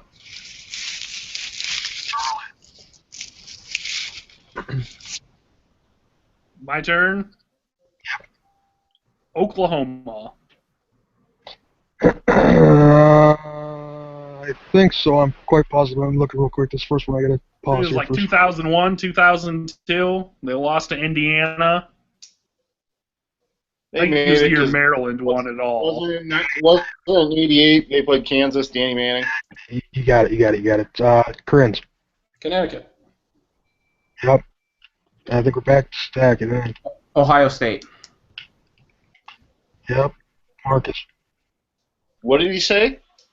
I thought I already said Ohio State. Ohio State already been said. You're right. Penalty. Well, see you Stack later. will give you a free pass. So give everybody a free pass. Guess again. Bring me back some squirt. You drank all the sport. Okay, Butler. Yes. Marcus. I'll take George Mason. Yes. Coop. Michigan. Yes. Charlie. Oklahoma State. Yes. Prince. VCU. Ah, fuck. Yep. Stack. San Francisco. You betcha. 3 times. Traxler. Indiana. Yes. Coop. My Hawkeyes. Iowa. Yes. Back to Crins. Georgetown. Yes. Charlie. Maryland. Yes. Stack. Syracuse. Yes. Traxler. Indiana State. Yes. Coob. Indiana. Already been set. Already You set. free passes. Yep.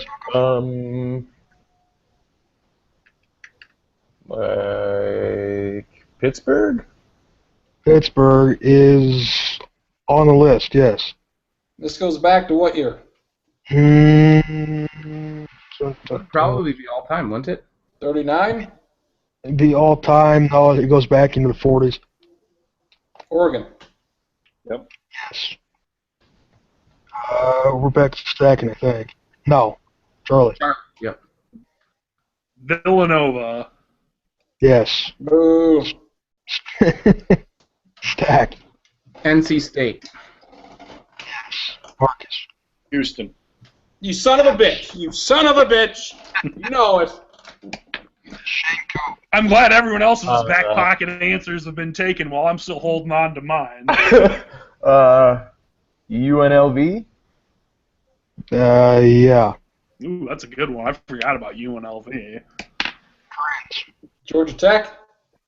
Yep. Charlie.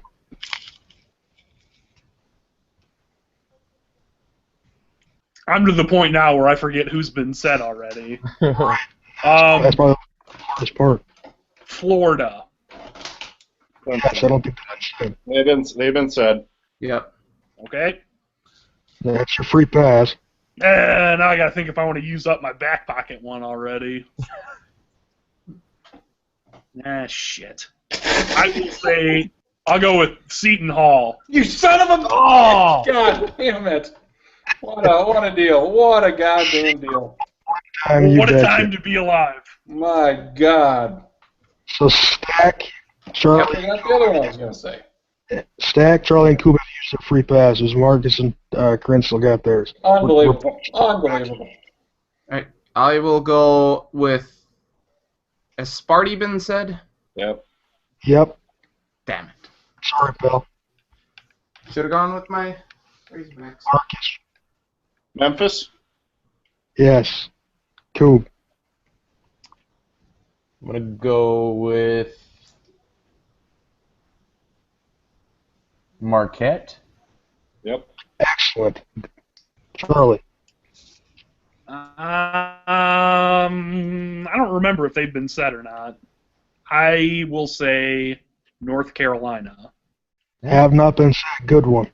Travis. LSU. Bingo. Marcus. Arkansas. Yes. Cool.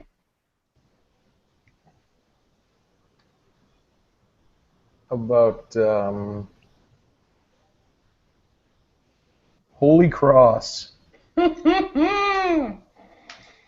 Holy Cross. Yes, twice. Holy Oh my shit. God. Wow. Bingo. Wow. I should just be done after that. We're back to Travis. Cincinnati. Yes. Charlie. Okay. Shit. I don't know if they've gone, and I don't even remember if they've been said or not. I'm watching a Pac-12 game, so I'm just thinking of Pac-12 games right now. I will say Stanford. Stanford. Twice. You betcha. Back to Traxler. Cal. Yes, 3 times. Cool. Georgetown. Already been said. Ah, dang. I'm out then. Back to Charlie.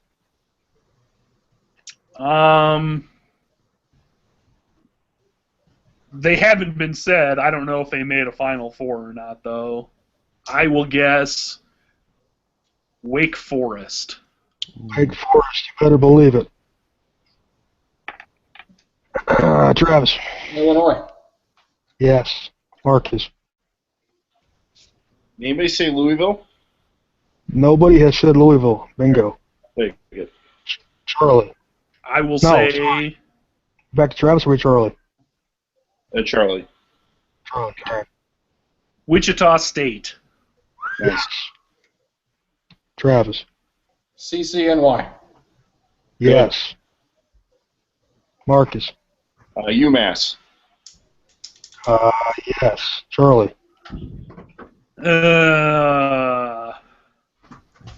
How about St. John's? St. John's twice. You better believe it. Travis. Utah. Utah. Yes. 4 times. Marcus. Providence. Providence. Twice. You betcha. Charlie. Man, I keep running out of names, and you guys go so fast. I gotta think real quickly through all these basketball teams I can think of. Let's go.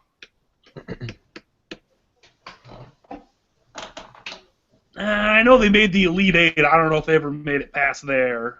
I will say Iowa State. Iowa State. Yes, you better believe it. Virginia. Virginia. Let me see how many times. Virginia twice. You guys want me to count how many left or not? Yes. Okay. Take a halftime. I'm really getting worried since Krins and Traxler are naming off like fairly regularly good teams, and I'm naming all these obscure ones I can barely even think of. I got a feeling I'm going to be the next one to go out.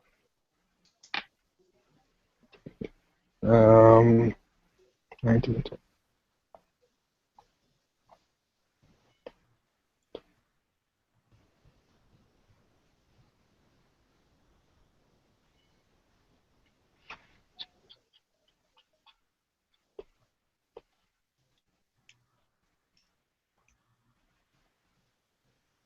There's still like 35 left, guys. Okay. So we could have a ways to go here if you keep on pulling them out of your hat. Where are we, who are we at? I think it's on me now. Okay. And Marcus and Travis still have their free passes, I believe. Yep. I'm not. I am living on a prayer, Bon Jovi style right now. I will guess the Trojans of Southern California. Yes, sir. Thank you for guessing USC. You betcha. Travis. Texas. Mm-hmm. Yes, Marcus. That's good stuff there. Seattle. Yes, Charlie. Okay, well, at least I know Marcus is into the obscure ones. Let's see. I don't know. I don't want to make this take forever by sitting here waiting and thinking with silence. I'll say Louisiana Tech. Good guess, but no. Rats. Travis. West Virginia. Yes, Marcus. Yeah, man. Anybody say LaSalle? No, that's correct. Bill Raftery, get hard. This is mano a mano, good old-fashioned duel right here. Main Street Corn Palace, 6 p.m. Let's go. Go. Pennsylvania. Yes. Now, while I got us thinking here, we're going to do the second part of this one, which is only the 10 answers after this, so get prepared. Good. Marcus, it's on you. Santa Clara. Holy shit, you better believe it. Travis. Mississippi State. Yes, my God, Marcus. Kansas State. Yes, holy balls, Travis. There's one school on here, if you don't get it, this whole competition should be null and void, but... Back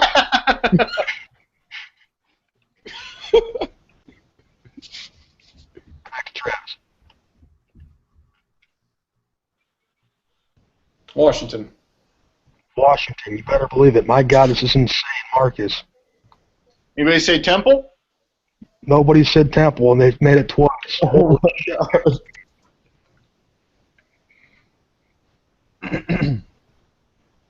Wyoming. Nice. Yes. Trying to remember if that was said, but I don't think anybody said Wyoming. Yes. Back to Marcus. Worst uniforms in all of sports. Piss and Pokes. Piss Go and Pokes. All right, did anybody say Baylor? Nope, you did. You just did, and you got it right. Back to Travis. We're down into the 20s, boys. Still got ways to go. There's a couple. I probably shouldn't say it, so I won't.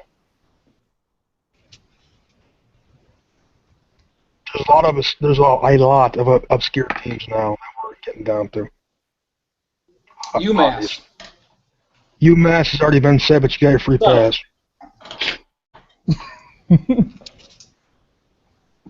He go again? No, he hasn't yet. You got to use up your free pass and guess again.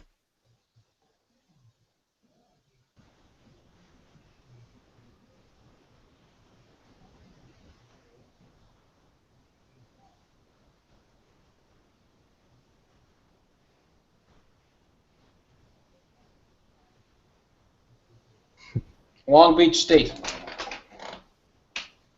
I appreciate the sentiment, but no. Oh. Unfortunately. Marcus, you got two guesses for the win. Penn State. Penn State, they'll do it. You want to keep going or Didn't not? know Penn State ever made a Final Four. Northwestern. Where's Northwestern at? Kentucky? Yeah. One big one would be the current day UTEP. Yeah. Texas Western. Yes, that was the one I was hinting at. Yep. Mm. If nobody said that, they would have been mad. But Marcus, want to keep going, or you on an answer? Duquesne. Yes. I was getting down to the end. Did anybody say Iowa State? Yep. Yeah. I guessed Iowa State and got lucky. You got it. I'll go through a few of them here that weren't said. Western Kentucky. Mm. And we'll start at the top from there. Colorado. Bradley twice. Charlotte once. Colorado twice. Dartmouth twice. Dayton once. DePaul twice. Drake once. Anybody say Houston? Yep. Yep. Okay. Jacksonville made it once, believe it or not. Good job, Tony Jasic. Way to go. Loyola Way to Chicago go, made Blake Bortles. Loyola Chicago made it once. Notre Dame once. NYU twice. Oregon State twice. Princeton once. Rutgers once. Fucking Rutgers. St. Bonaventure once. St. Joe's once. And that's about it. You guys did very, very well. You want the other one right away? Seriously though, speaking of Rutgers, how are they a Division I program? Because they're so awful at frickin' everything. Women's basketball, they're decent. Well, okay. We're talking sports, Stacking. We're talking sports.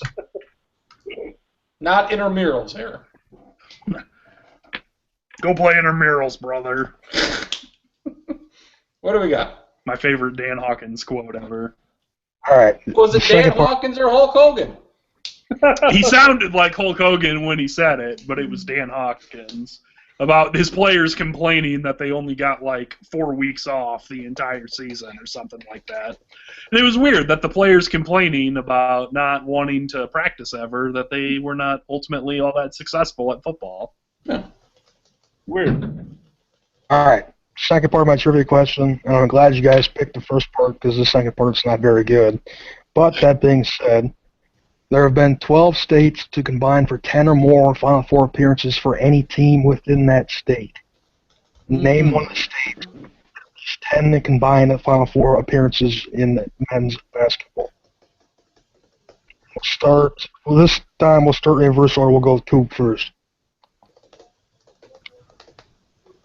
If you want me to repeat what you're trying to name, I'll repeat it one more time if you didn't quite get it the first time. I'll say Michigan.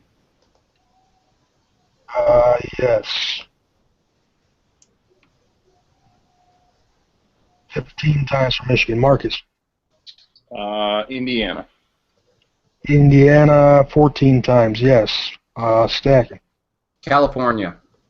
California, 29 times. Yes. Travis. North Carolina. Yes. Number one on the list, obviously, 39 times. Charlie. Well, North Carolina and California were the two I thought of right away. Just because there's a crap load of schools, I will guess that Texas has done it. Texas is on the list with 12. Yes. Who? Has Kansas been said? Kansas has not been said, and they are on the list with 20 appearances in the Final Four. Most of them obviously from Kansas State. Kentucky. Kentucky, 27 times, you betcha.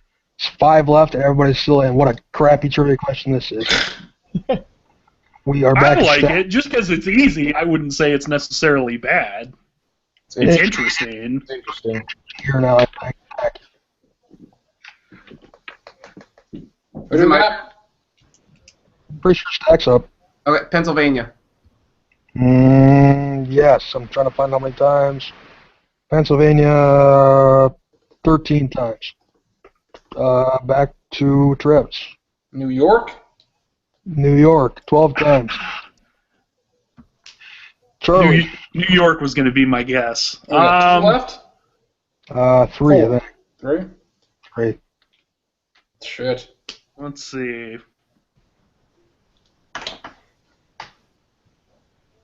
Trying to think of just states with large populations, and New York, California, and Texas have already been said. Think of that electoral college.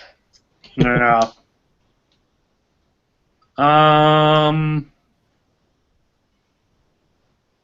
God, I don't know. I mean, I don't think of this state as a basketball state, but I'll guess Florida. Good guess, but no, not on the list. Cool.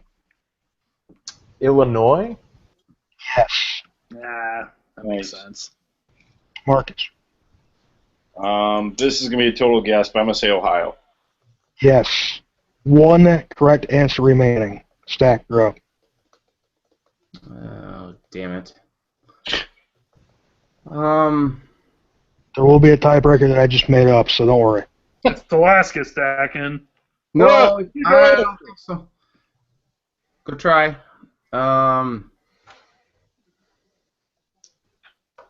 We will go with Virginia. Good guess, but no. Travis. What do we do with the District of Columbia? No. How do we? Is that considered a state? Is For this premise, Is Georgetown considered in that region?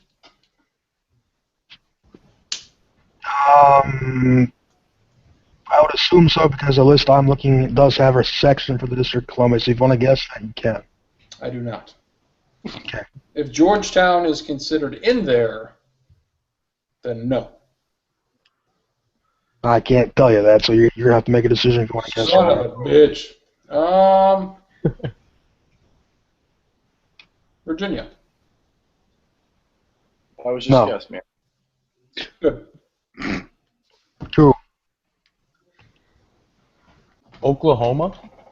Holy shit, walk on.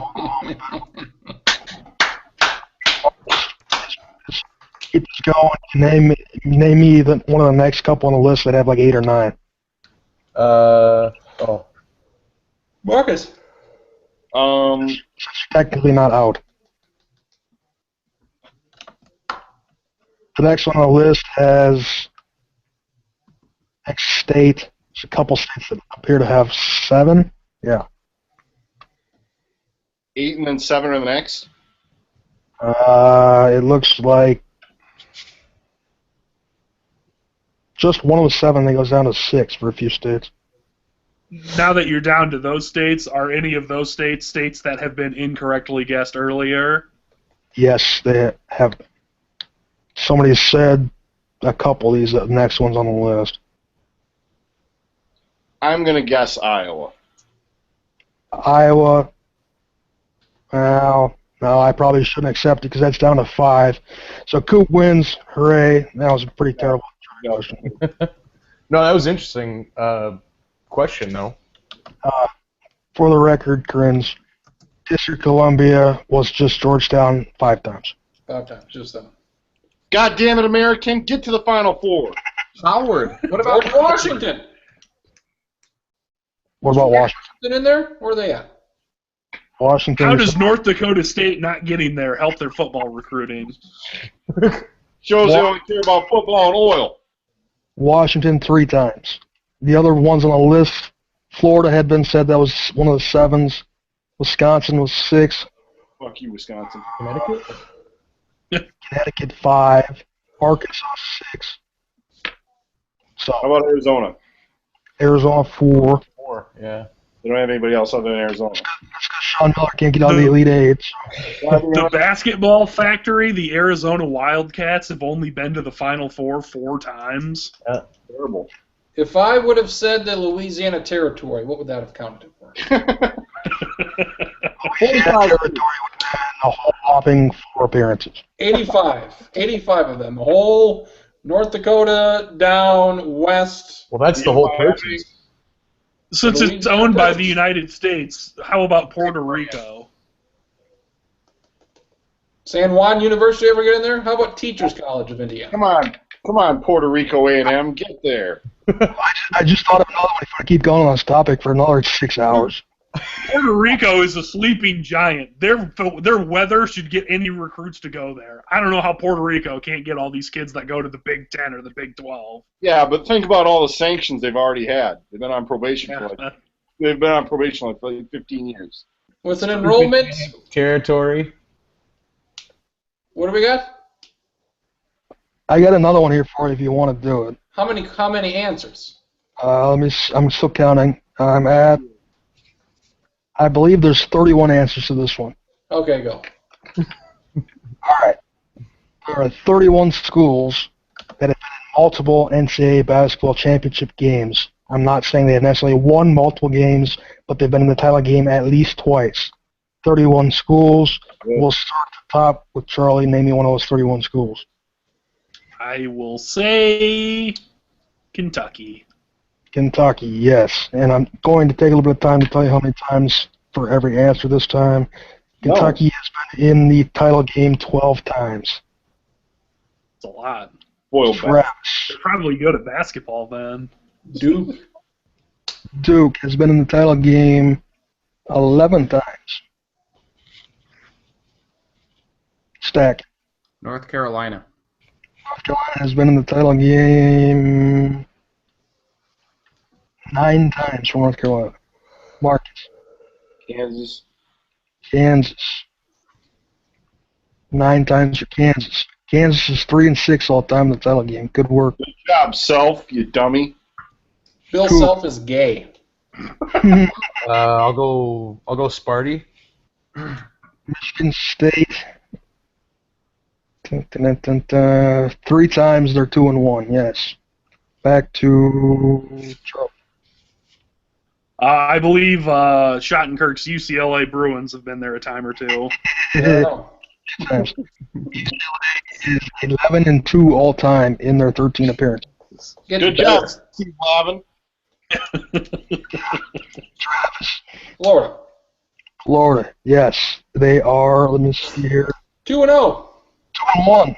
Believe it or not. Mike Lost- Miller. lost Suck. 40, baby. Tom Izzo. Nice job, right. Mike Miller. Mike Miller. You lost him that. Who do we got? My turn? Butler. Butler. Yes, 0-2 in title. Marcus. I just cussed him out, but Wisconsin. Wisconsin. It's 1-1 in title games. Yes. Cool. Indiana. Indiana. Yes, they are 5-1 in title game history. It's not bad. I'm seeing his face. All right, here's the interesting part where I always say it's way too early for me to use up those sweet answers, and I'm gonna guess on one that might not be right, because I know this team's been in at least one, and they're a big enough name. I'm gonna assume that they've been in there at least one other time. I will guess the Ohio State Buckeyes. Ohio State. 5 times in title game, 1-4. Yes. Not good. Way to go, Thad Matta. Travis. I don't think they've been said, so I'll take the Qs. Syracuse is 1-2 all time in the title game, 3 appearances. Good job, Jim Brown. Carmelo, you saved him. Stack. Villanova. Villanova. Boo. 1-1 all time in title game, 2 appearances. Yes. Marcus. Did anybody say Louisville? No. Louisville. Nobody ever says fucking Louisville. Nobody does. Everybody forgets about them. That's That's because right. there's too many prostitutes on campus for us to. Louisville is on the list. 3 appearances, 3 championships. Good job. Coop. UConn. UConn, the other team on the list that has a perfect 4-for-4 in title games.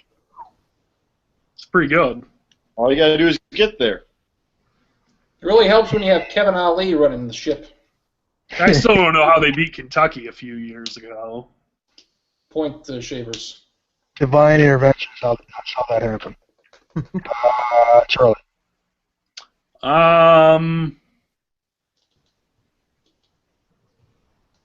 I will say I literally just had one and I forgot it, and now I'm trying to remember it so I don't have to waste my sweet one for later. Everybody's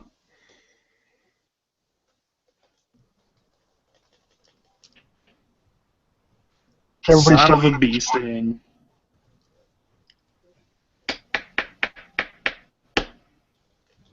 Crap, I forgot what it was. I'll say UNLV. UNLV. If I can. UNLV has been in the title game 1 time. Really? Oh, shit. One of those times must have been in the Final Four then, I guess. Wow. So I guess my back pocket answer was not a good one. But hey, give them credit. They won their 1 appearance. Woo. So, back to Travis. Georgetown? Georgetown. Are you sure you don't want the District of Columbia? I would take George Washington if I could. Georgetown. 4 times they are 1-3 in title game appearances. And that's the one I was going to say and forgot what their name was in terms of, because this Oregon State-Utah game has just got me completely focused in. You gotta check out Gary Payton Jr. He's the glove. Yep. We're back to stacking, I believe. Maryland? Maryland. No.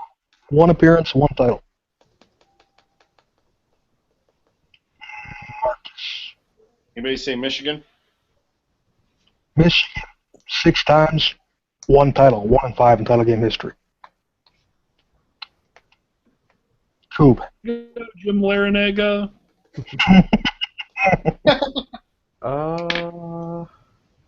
They're down to, I believe, in the low teens, if not lower. I'm gonna go with Georgia Tech. Georgia Tech. No, just the 1 game, 1 title game appearance from them. Unfortunately, didn't win that night either. If Luke Schencher would have played better, they might have. So we're down to who's still on, Travis and Marcus, or is it Stack still on too? No, I'm not. Okay, so Travis. 7 p.m. Corn Palace, the second duel. Arizona. Nothing has been said. Yes, twice, 1-1. Marcus. San Francisco. San Francisco. The San Francisco. Yeah, my bad. I'm sorry. 2-0 in title games. Yes, Travis. Good job, Bill Russell.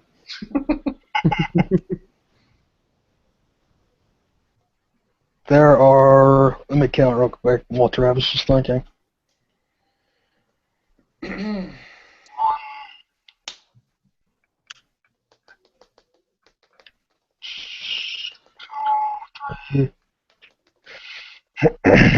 Four,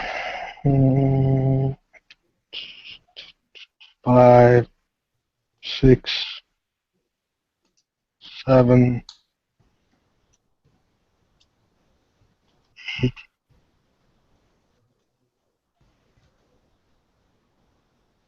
Who's up? Travis's. 8 left? 11, 12, 13 left still. Oklahoma State. Oklahoma State. 3 times, 2-1 in title game history. Oklahoma A&M. Marcus.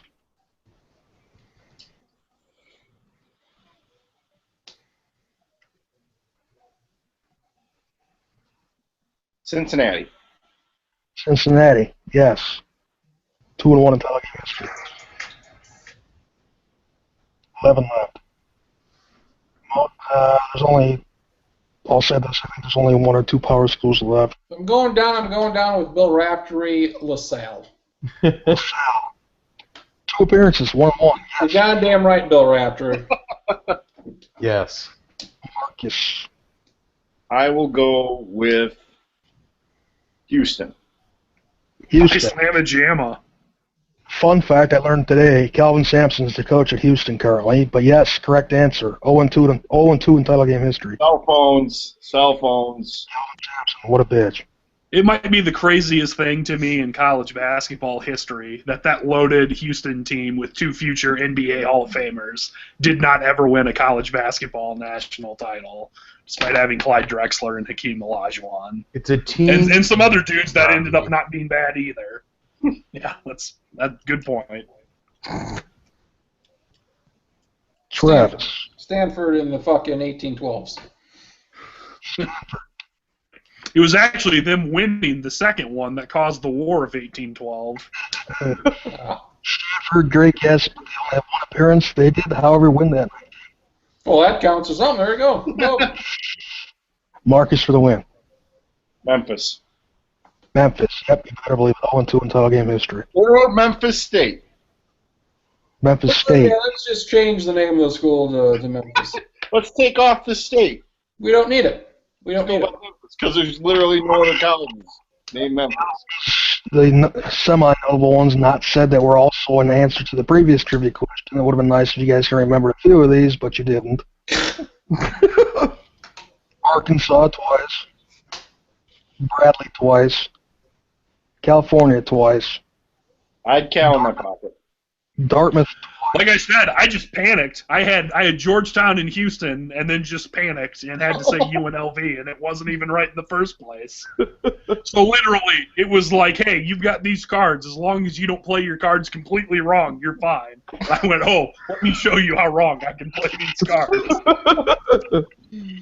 Dartmouth twice. Marquette twice. North Carolina State twice. I'm surprised that wasn't guessed. I didn't even know they ever made it again, other than that one with Jim Valvano. Oklahoma twice. And that will, I think, do it. Utah twice. And that's it. So, Fucking there you go. Utah. Fucking Keep Utah. Van Back in the, Goddamn, Way to go, BYU. we're breaking down our curtains. What do we do? Any other trivia? Sack, and you got trivia for us? What the hell's wrong with you? We only had 7 of them. I won't until March. Good. Right, so this whole time, Stacking, you should have been looking at Star Wars quote or NBA basketball Golden State Warriors quote. How are you not doing that this whole time? I dropped the ball on that one. I apologize. You should have been. Let's see. Who would be good? Who would be a good deal here? Foghorn Leghorn or Sylvester Croom? I say it. You better watch out, boy. Sylvester Croom. Sylvester Croom. Sylvester Croom's coming in real good. Marcus. Mr. I might be able to come up with one next week going with 3 people. Foghorn Leghorn, Sylvester Croom, or, I don't know, somebody else. Just to keep it fresh. Or McDonald. Ed Orgeron. Public service. I'm a Nashville chicken right now. Or Ed Orgeron. Colonel- Ed Orgeron. Colonel Sanders or Norm MacDonald. Daryl Hammond. What would Ed Orgeron say right now, Larry? About what? About vehicles. If I needed a vehicle, where would I go? You gotta go down and you gotta get yourself a Hummer. Get a Hummer, and you'll be in good shape. Don't go set you up. Get yourself a Hummer. What might be fantastic would be if I could figure out a way to play quotes, and it's from which current college defensive coordinator, Ed Orgeron or Brady Hoke, because they both sound dumb whenever they talk. I got a Hummer. You need a Hummer. We need to get a Hummer. Well, we went for it on 4th down because we thought that it was that time to do it, and it didn't work. That's my really shitty Brady Hoke impression. It's just basically a little kid whiny voice. I would know he had a concussion. That's it. Marcus's Well, we best. asked him if he was okay, and he said he wanted to go back in there. Marcus's best is Ed Orgeron. Stacking, I would say, what would Lee Corso maybe? I don't know. There's too many to pick from. And I do like Charlie Steve Spurrier the most. I would say. Well, it's always got to start with well. Well, we turned it over 6 times. Good thing Georgia couldn't stop us. Can't be too many teams that way, but we all know them Bulldogs ain't good when it comes crunch time.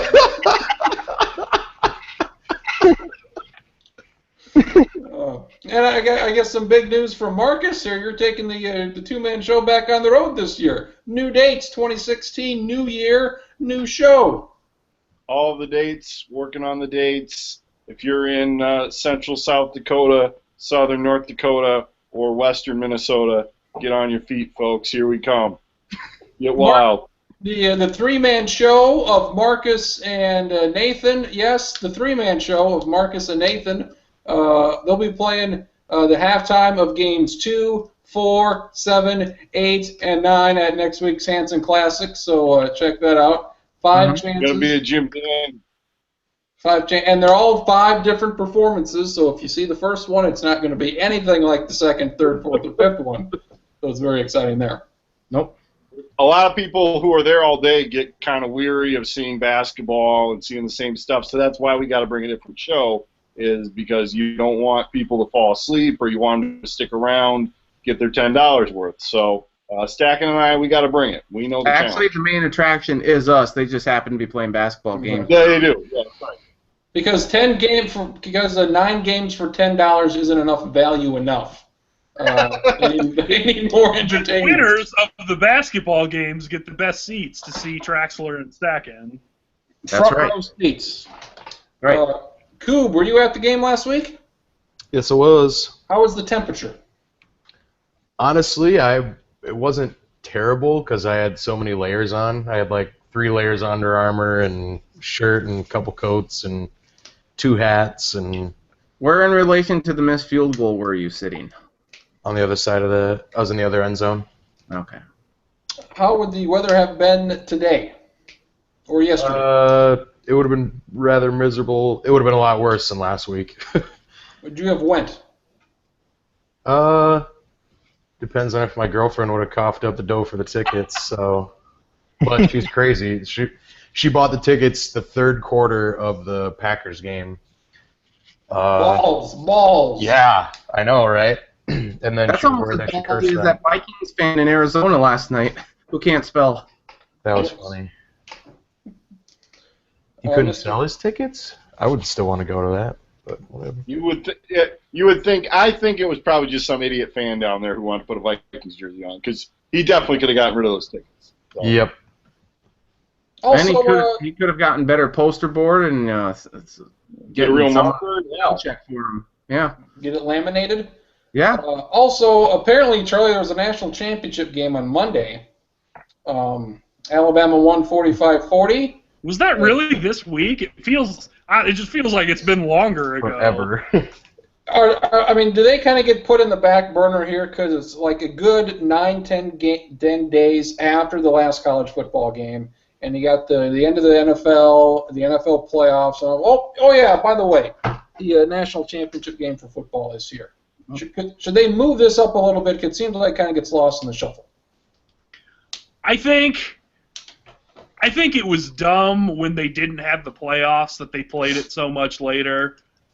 I think with the playoffs, maybe they should play the semifinals earlier. I don't know. I kind of agree that, if you're going to do stuff on New Year's Day, you can go a few days past that, but if you go too much, you stray too far, it's just kind of like you said, and what I actually didn't plan on, but I, in some way, sort of proved. It was only, 6 days ago, but it feels like it's been 3 weeks just because there's been so much other stuff that's happened. They should play it on the Tuesday after the last week of the regular season of the NFL. The championship game.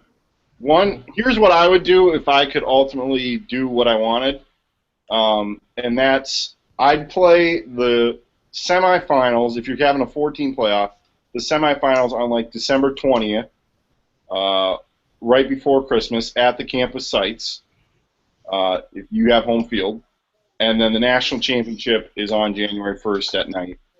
And because I've been watching, as some of you guys know, I have Netflix now, so I've been going back and watching some of the 30 for 30s that I've wanted to see again. So I watched the U again, and there's some of these other ones. And I was like 7 or 8 when the BCS came into play, so I don't remember, the Orange Bowl or the polls really deciding the national champion.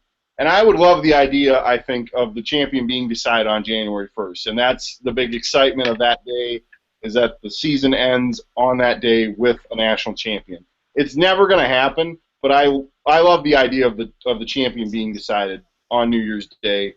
And that putting a vote, because then they could kind of get their season out of the way and still have the spotlight of January 1. It has been Agreed. it's been mentioned, like you move a football, an NFL playoff game to a Monday, which I don't think would ever happen. But if you would, you could play a national championship game on a Saturday night, have an NFL playoff game that afternoon, have a football game that night. Yeah. And they already kind of screwed the Packers because the Packers played Sunday night and then they played Saturday night, so it was only 6 days for them. And if you want your bowls on January 1 to still be the bowls, you want to have the Rose Bowl be its thing, you want the Sugar Bowl to still be a thing, maybe you work a deal so that, those ones are still a national championship every once in a while, but then you have these shitty bowls that are played on December 22nd, that can be your semifinal bowl. If you still want the bowls to get, their little play, you could have the Poinsettia Bowl, or you could move the Holiday Bowl, or you could, God forbid, even the Quick Lane Bowl. Maybe get some Belk Bowl. You want some? Come get some. Here we go. You bring up an interesting point, though, earlier, where you said that if it was just for the 4-team playoff, if the higher-seeded team would just host the game and play it on their own campus, it would be interesting occasionally to see, like, Auburn or Florida State being like, oh, we had to go play at Ohio State, and it was 20 degrees outside. I feel like it would also help, build excitement over to have the championship set over the holidays, so that, we're talking about the games before, we're talking about the game coming up. We know the national championship game with 12 days in advance. I think that would be good. And, there would be a lot more bitching about the seeds. This year, you had your 4 teams, but we didn't really care, the order, other than we knew Clemson was 1. You'd have a lot more complaining if the home site was on the line for 2 games. So. And you would never have to worry about attendance if they played the first one at home, because clearly, almost you've got everybody there already. Yep.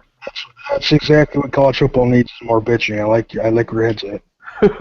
Yeah, I don't want, the complaining to go away. That's what, we all complain, and that's, I think, part of why we like it, even if it is annoying sometimes.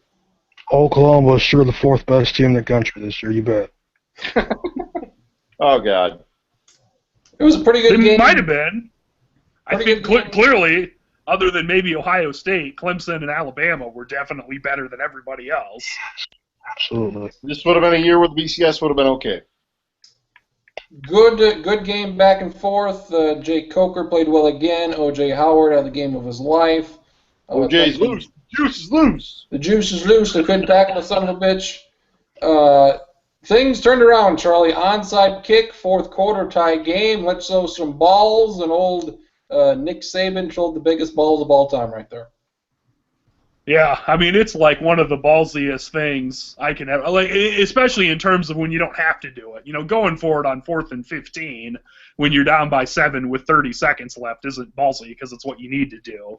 And I would say it's certainly ballsier than the Sean Payton one, just because, that one was to start the second half, if I remember right, where, if it doesn't work, it's problematic, but there's still, there's 30 minutes of game time to make up for it. Where if Alabama does it and screws up, it's like, well, we've only got, 7 minutes now to make up for this. And I don't know. I think it was quite ballsy. You can make a case that some of Alabama's national titles, they kind of lucked into getting, not the first one in 2009, but the other ones, because teams in front of them lost. They definitely, didn't luck out in any way this year. They beat everybody, and I think clearly beat the second best team in the country, unless you want to say Ohio State's the second best. This is by far the best team they've ever played in a national title game the last 7 years. Yeah, the last 7 years, yes, sure. But last run. While on a semi-topic college football, you guys remember a couple years ago when I told you about Leonard Fournette before nobody was talking about him? We got it. Leonard Fournette, monster. Yes. Yeah, that he was going to potentially win a Heisman too when he was still a senior in high school. Yes. I've got another guy that I'll say for next week that I think as highly of, if not more, so than I did of Leonard Fournette 2.5 years ago. He'll be a freshman this year? He'll be a freshman in the fall, yes. A true freshman. Does Zenner have another brother? A big time program. Like I said, he'll be a true freshman this fall, and he'll see some playing time. And I'm convinced myself that I'm already harder about him than I was on Fournette. Look at Sam Cassell just bouncing up and down. It's kind of small, but this is a live look in at Nick Saban from Monday night. Was to the goddamn floor. So, good job, Nick Saban. Way to go. And just real quick, in terms of the teams Texas has beat under Nick Saban, in some ways it's not fair to say this, but I think there's a pretty good chance they still would have won, but I will always wonder what would have happened if Colt McCoy's shoulder wouldn't have been crunched like the 7th play of that game against Texas. Because clearly Garrett Gilbert sucked because he was awful the next year and then transferred. It was ran out of not the state because I think he went to SMU, but certainly ran out of Austin. Clemson is the early betting favorite for next year, so they should be back in the title game and potentially this next year. Like half their defense declared to go pro, but that also happened like the year before, and they were fine this past year. So the favorites, Blue Bloods. The favorites for the Heisman this year really didn't have Heisman-like years, but you have McCaffrey, Fournette, and Deshaun Watson, 1, 2, 3. That's a very good start to next year's Heisman race. Very good start. It'd be a lot of fun. And if Stanford doesn't lose earlier in the year at Northwestern, they might be in the playoff next year too. But sure as shit, they got ran over. Boom. Nathan Stacken, back in the country. Where did you go? What did you do? Besides your wife. Oh. Yeah. Besides that. Yeah, about that. Did you take in any Caribbean League baseball? I played cricket. Played some cricket. The fuck you say? I did. I have no idea what the fuck I was doing, but I played some cricket. I caught one of the balls. Apparently, it's called a duck when you get an out. So look at you. Did you ride horses stacking? And you also, what? Did you ride horses? Yes, I did ride a horse. Nice. Naked on the beach? I did. No, and I wasn't naked on the beach. My new screensaver right here. My new screensaver.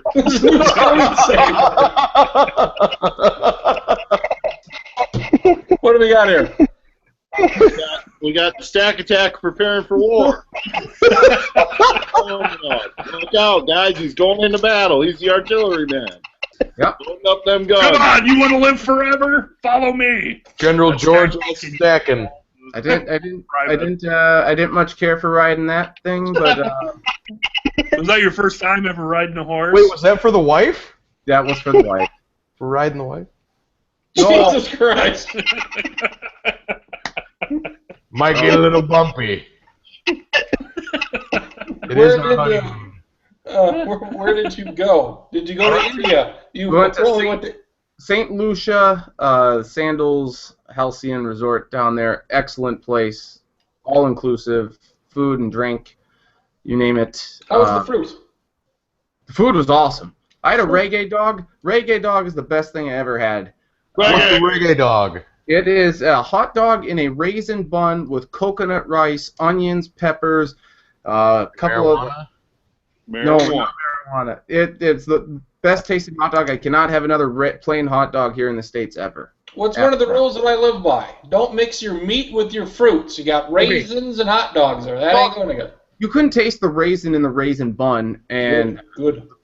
Coconut rice, I'm not a big fan of coconut, but you couldn't really taste too much. It was the best tasting thing I had down there. It they really have goes... lights hanging down that you could throw footballs into. No, they did not. Well, then it wasn't a good time then. Sure as hell wasn't a good time. Oh, my God. I was able to watch the Vikings beat the Packers, so that was excellent. Nice. Went to a couple other resorts, got hit by some waves. It was a very good time. Get any hurricanes? I know you want to live through a hurricane once. I do. It did not happen. I am still waiting to go to a place to get hit by a hurricane and say, see you later, bitches. You can clean this up and then leave. Good. I did not know Stacken. I thought Krenz was the only person on the planet that was pro-hurricane, but it turns out Stacken is also pro-hurricane. Nope, I want to go. I want to experience Mother Nature in all her glory and then leave. It kind of clears some stuff out once in a while, a big old hurricane. the brush, clears out some of the brush. How was your sports viewing? You did watch and you got back what you got back on the Sunday of another great disappointment. Yep. How close was that, or was that not close at all? No, I got back midnight on, I guess, 12 a.m. Sunday, so was able to watch Sunday. I did see a bit of Pittsburgh and Cincinnati in the Charlotte airport, a beautiful airport, I might add. Bad Go to Daddy. Bojangles. Do you have any Bojangles? No, but Bad Daddy's burger bar, that was really good. Oh, jeez Christ. So no, but I saw plenty of Bojangles down there. Got an overview of Pinehurst, so that was pretty cool. Good. So Great course. Great course. yeah. Did you see Michael Jordan in Charlotte or not? No, I didn't. He wasn't in. I didn't see Cam Newton or Michael Jordan in the Charlotte airport. I was hoping to. Didn't quite. You see Ric Flair? Huh? Yeah, did you see? Black commercial. You didn't see Ric Flair slinging his dick around anything, did you? Nope. I didn't.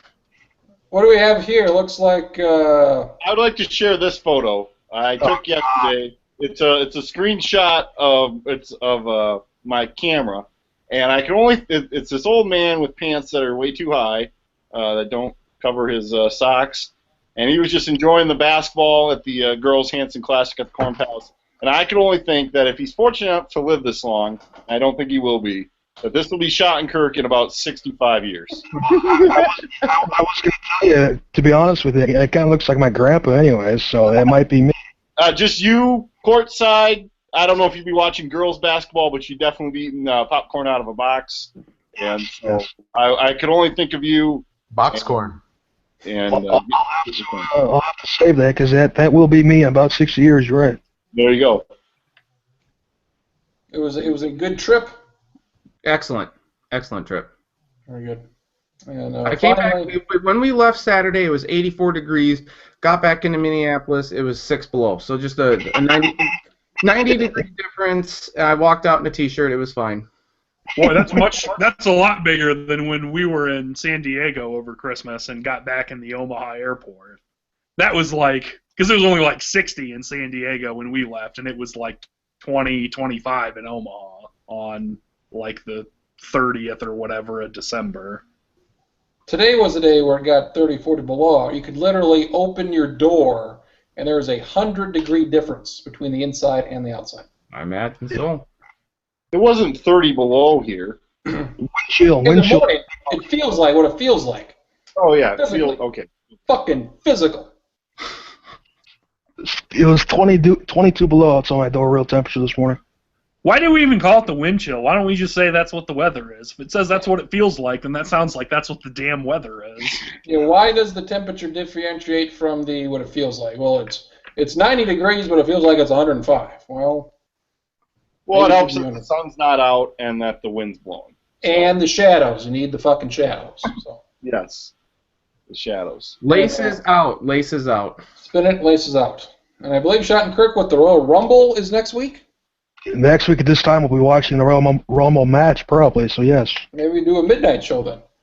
The Royal Mumble. Royal Rumble. I see 3 winners, more likely 2 winners. Break down that Royal Rumble for the audience. Break it down for the audience, DX style. I have no goddamn idea what's going to happen. None. This is Bray one of Wyatt's the win. rare years, literally 8 years old. I mean, there's a handful of results that seem the most possible, but then you bring in the fact that they're talking about The Rock coming back and potentially winning with all the injuries and da-da-da-da. I don't know. I'm very, very excited. I haven't been this excited for a pay-per-view in probably at least 2 years. You've been known to throw some names out, some surprises every year. I believe you were right on Bubba Ray Dudley last year. He was a surprise entrance. Anybody this year that you have coined the Schottenkirk surprise of the Rumble? Well, the layup would be The Rock, but I'll go off the radar, a little bit off the radar. Pete Rose.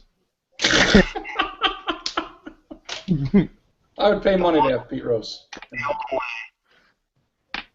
Heartbreak Kid, Shawn Michaels. Sean, get the fuck out of here. Get the fuck out of here. This is. I would go. That's your big thing. I was 100% confident on Bubba Ray last year. I'm like 5% confident, but I've heard enough. I've thought about it enough. I'm 0% confident. Yeah, right. And but there's enough turmoil that I'm at least giving it a thought a week out. And thus, that would lead to a WrestleMania match. He would just not come back for a Royal Rumble appearance of all things. Correct. There you go. Well, I would go with AJ Styles. I think would be the that would have been layup. Right. That's the layup. More so the layup than the Rock. Yeah, AJ Styles will be in the match, and I wouldn't be surprised if he's in it for a long time and within probably the final handful, anyways. I would go Roman Reigns, Triple H, Brock Lesnar. Your three that are possible, with Brock Lesnar being the third. Triple H and Roman Reigns. I would put Triple H as the favorite right now to win the deal, win the belt, and then lose to Roman Reigns at WrestleMania in the main event. Good for Triple H. He's never got any breaks in professional wrestling. He has. I mean, it'd be really nice to see him finally reach for that brass ring and win the Royal Rumble. Charlie, have you seen AJ Styles and his other outside work the last 10 or 15 years, or not so much? I have not. Okay. Well, anyways, I brought it up to Corinne's this last week. We were talking about it because we talk about wrestling more than you guys would tend to care about. You, me, and Stack, and we got a little thing going here. Stack's heavily involved. He's got it all. He's got the down for us and the whole nine. But I made the point in AJ Styles, outside of Sting, was probably the most talented wrestler that I've seen a lot of at WWE. He never got their hands on until now, and he's finally in WWE amongst others. It's going to be a lot of fun if they use him right. Royal Rumble, Marcus, he'll be hosting a party for that. Everybody be there. I'll bring the popcorn. I'll bring the popcorn. Stack, and you're in charge of the Ruby Red Squirt. Okay. Well, there you go. Ruby Red Squirt or Boss. Bam, and with that, we end it with Squirt. Wait a second, Crins. You didn't win the lottery. You didn't win the $1.5 billion, so now we can't go kick Stan Kroenke in the balls. Oh, yes, a very profanity-laden blog from the Stack Attack telling Stan Kroenke that he can stick it. And an R-rated podcast. And where to stick it. And you said, I believe you called him a son of a bitch. Yep, son of a bitch. Can go fuck himself with a hot iron rod where the sun don't shine. He wronged the people of St. Louis. Never had any intention on keeping the Rams in St. Louis. So, Stan Kroenke, fuck you. Whoa! Did not know Stacken had such strong feelings on the St. Louis Rams, now LA Rams ownership. It's so stupid. I understand the NFL. The whole purpose is for them to make more money, yada, yada, yada. But San Diego has a far more dire stadium situation than the St. Louis Rams.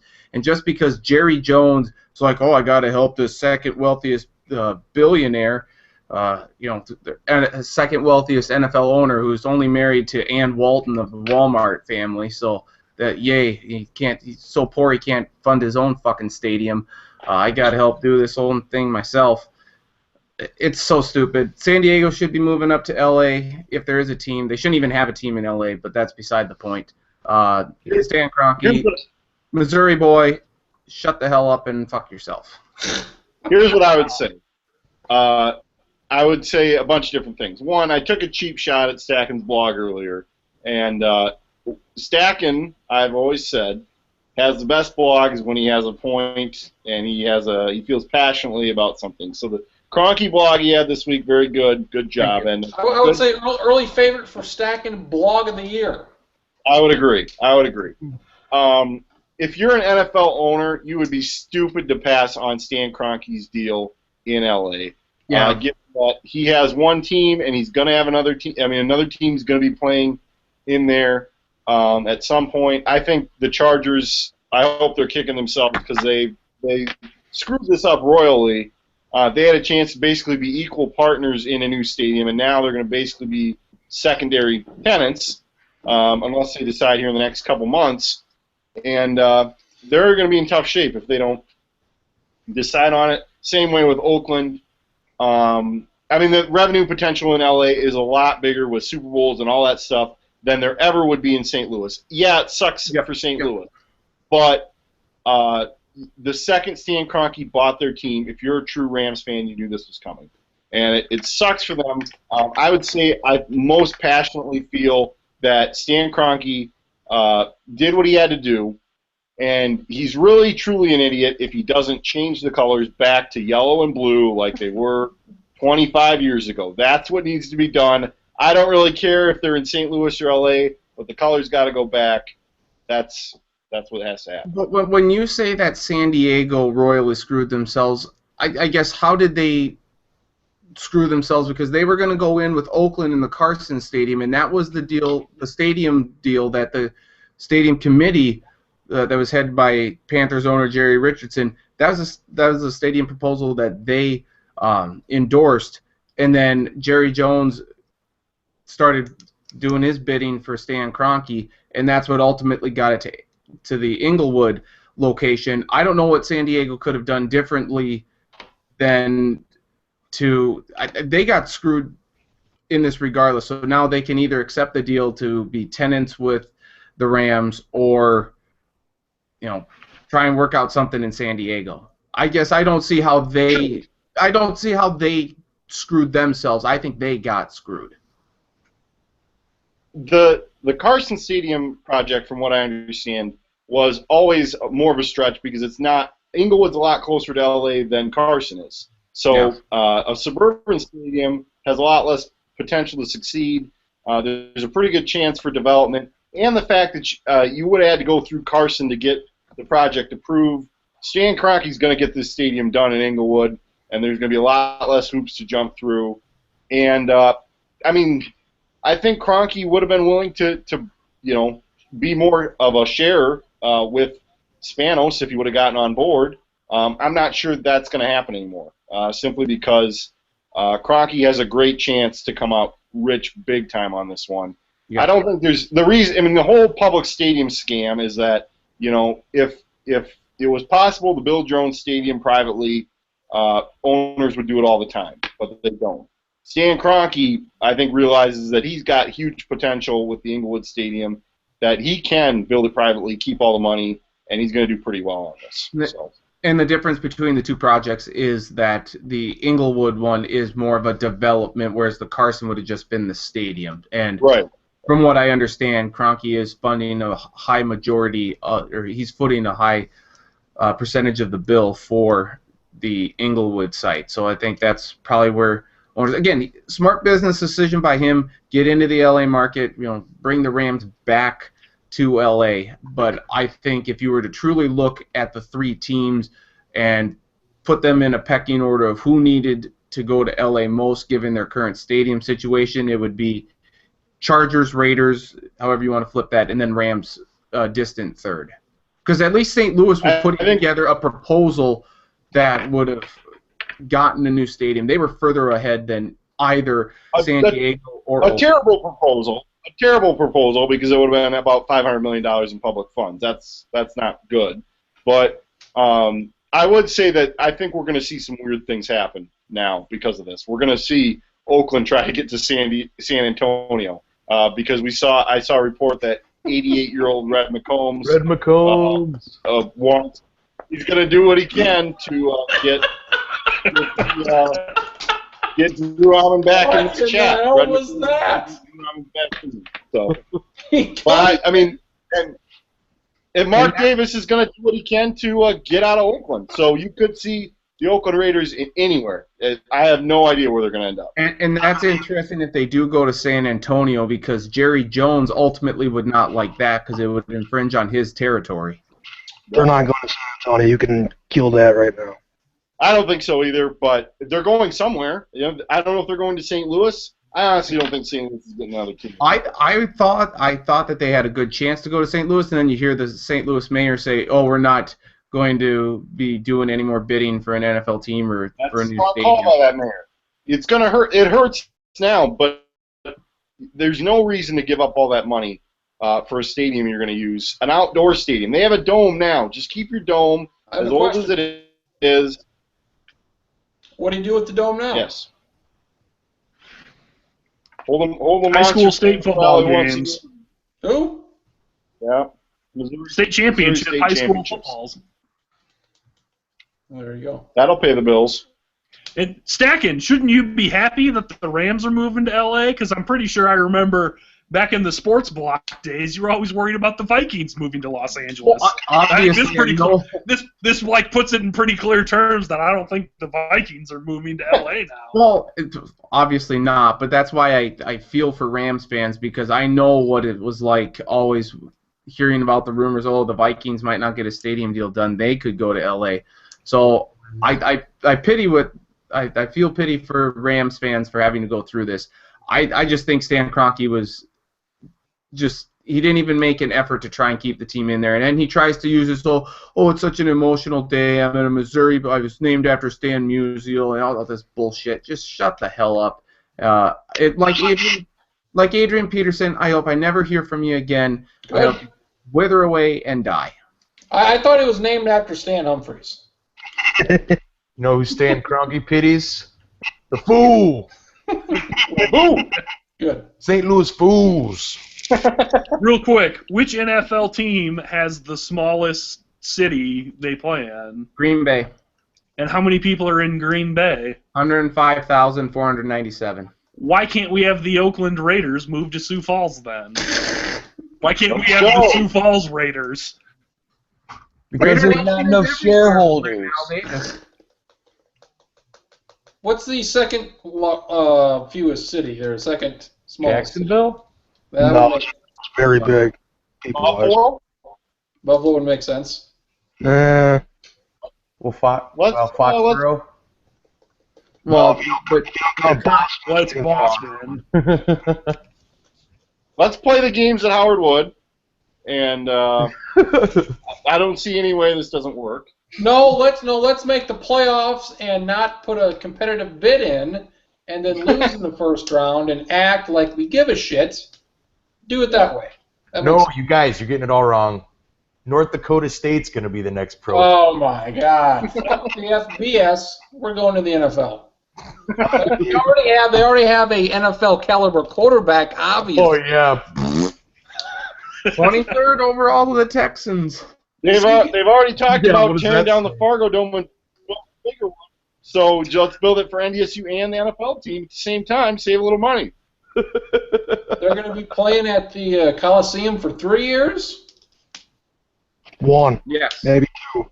No, their new stadium opens in 2019. We open before that, I guarantee. I like NFL football at the Coliseum. I like that. I don't. That's gonna be terrible. I can't wait for the Rams.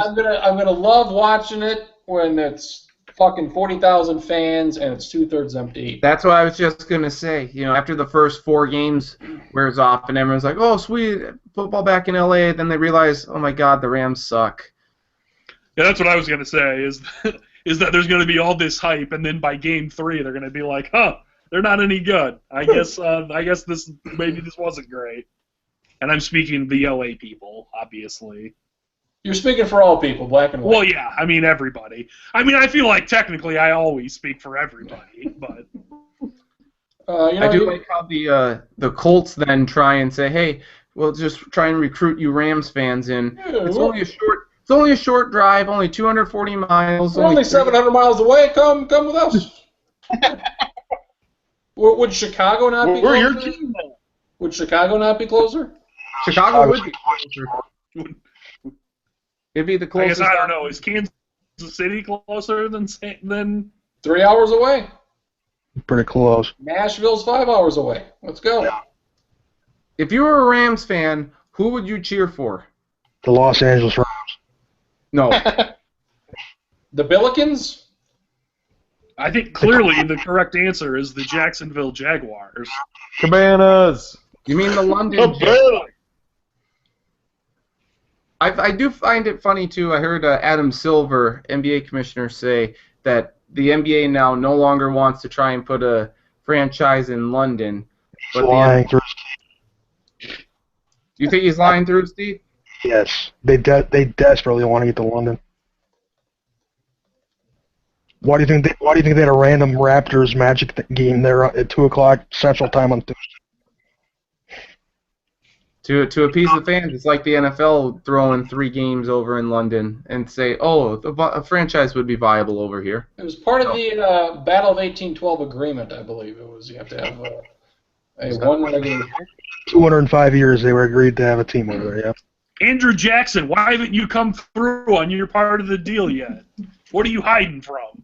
It's that Bobby I don't even Bonilla know if deferred Andrew money Jackson was president, and I'm guessing.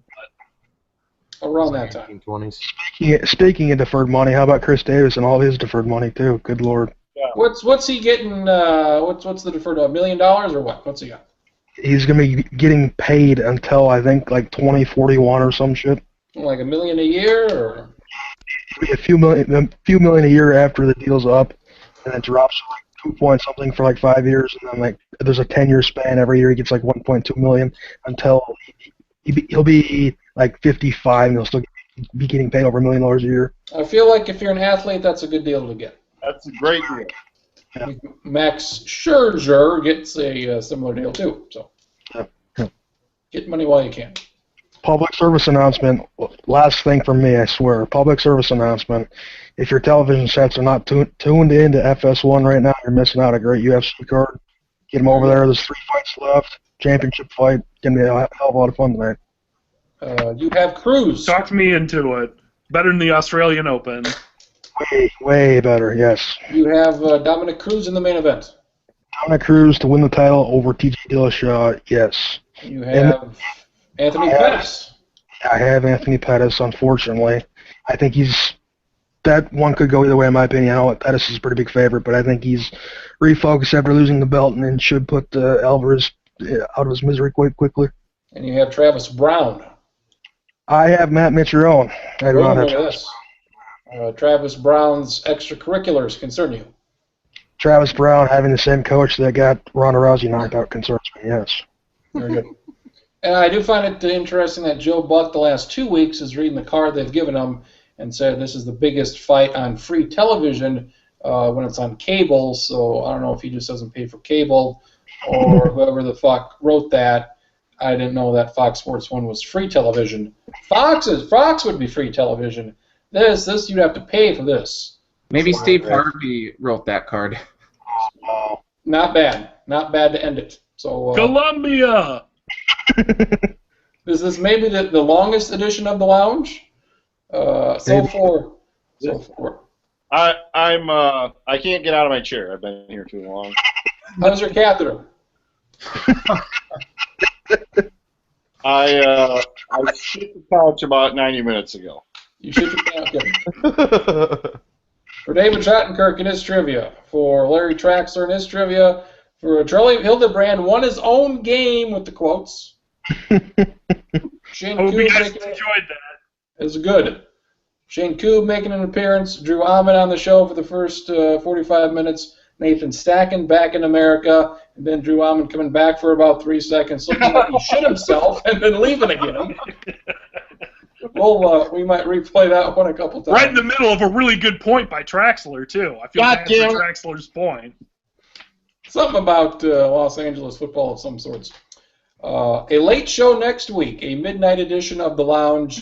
Everybody involved. We'll talk Triple H, the Royal Rumble, and we'll talk a Patriots-Panthers Super Bowl. So a heavy favorite for Show of the Year, show number 2 of 2016. It's going to be hard to beat, Larry, inside the lounge. There you go.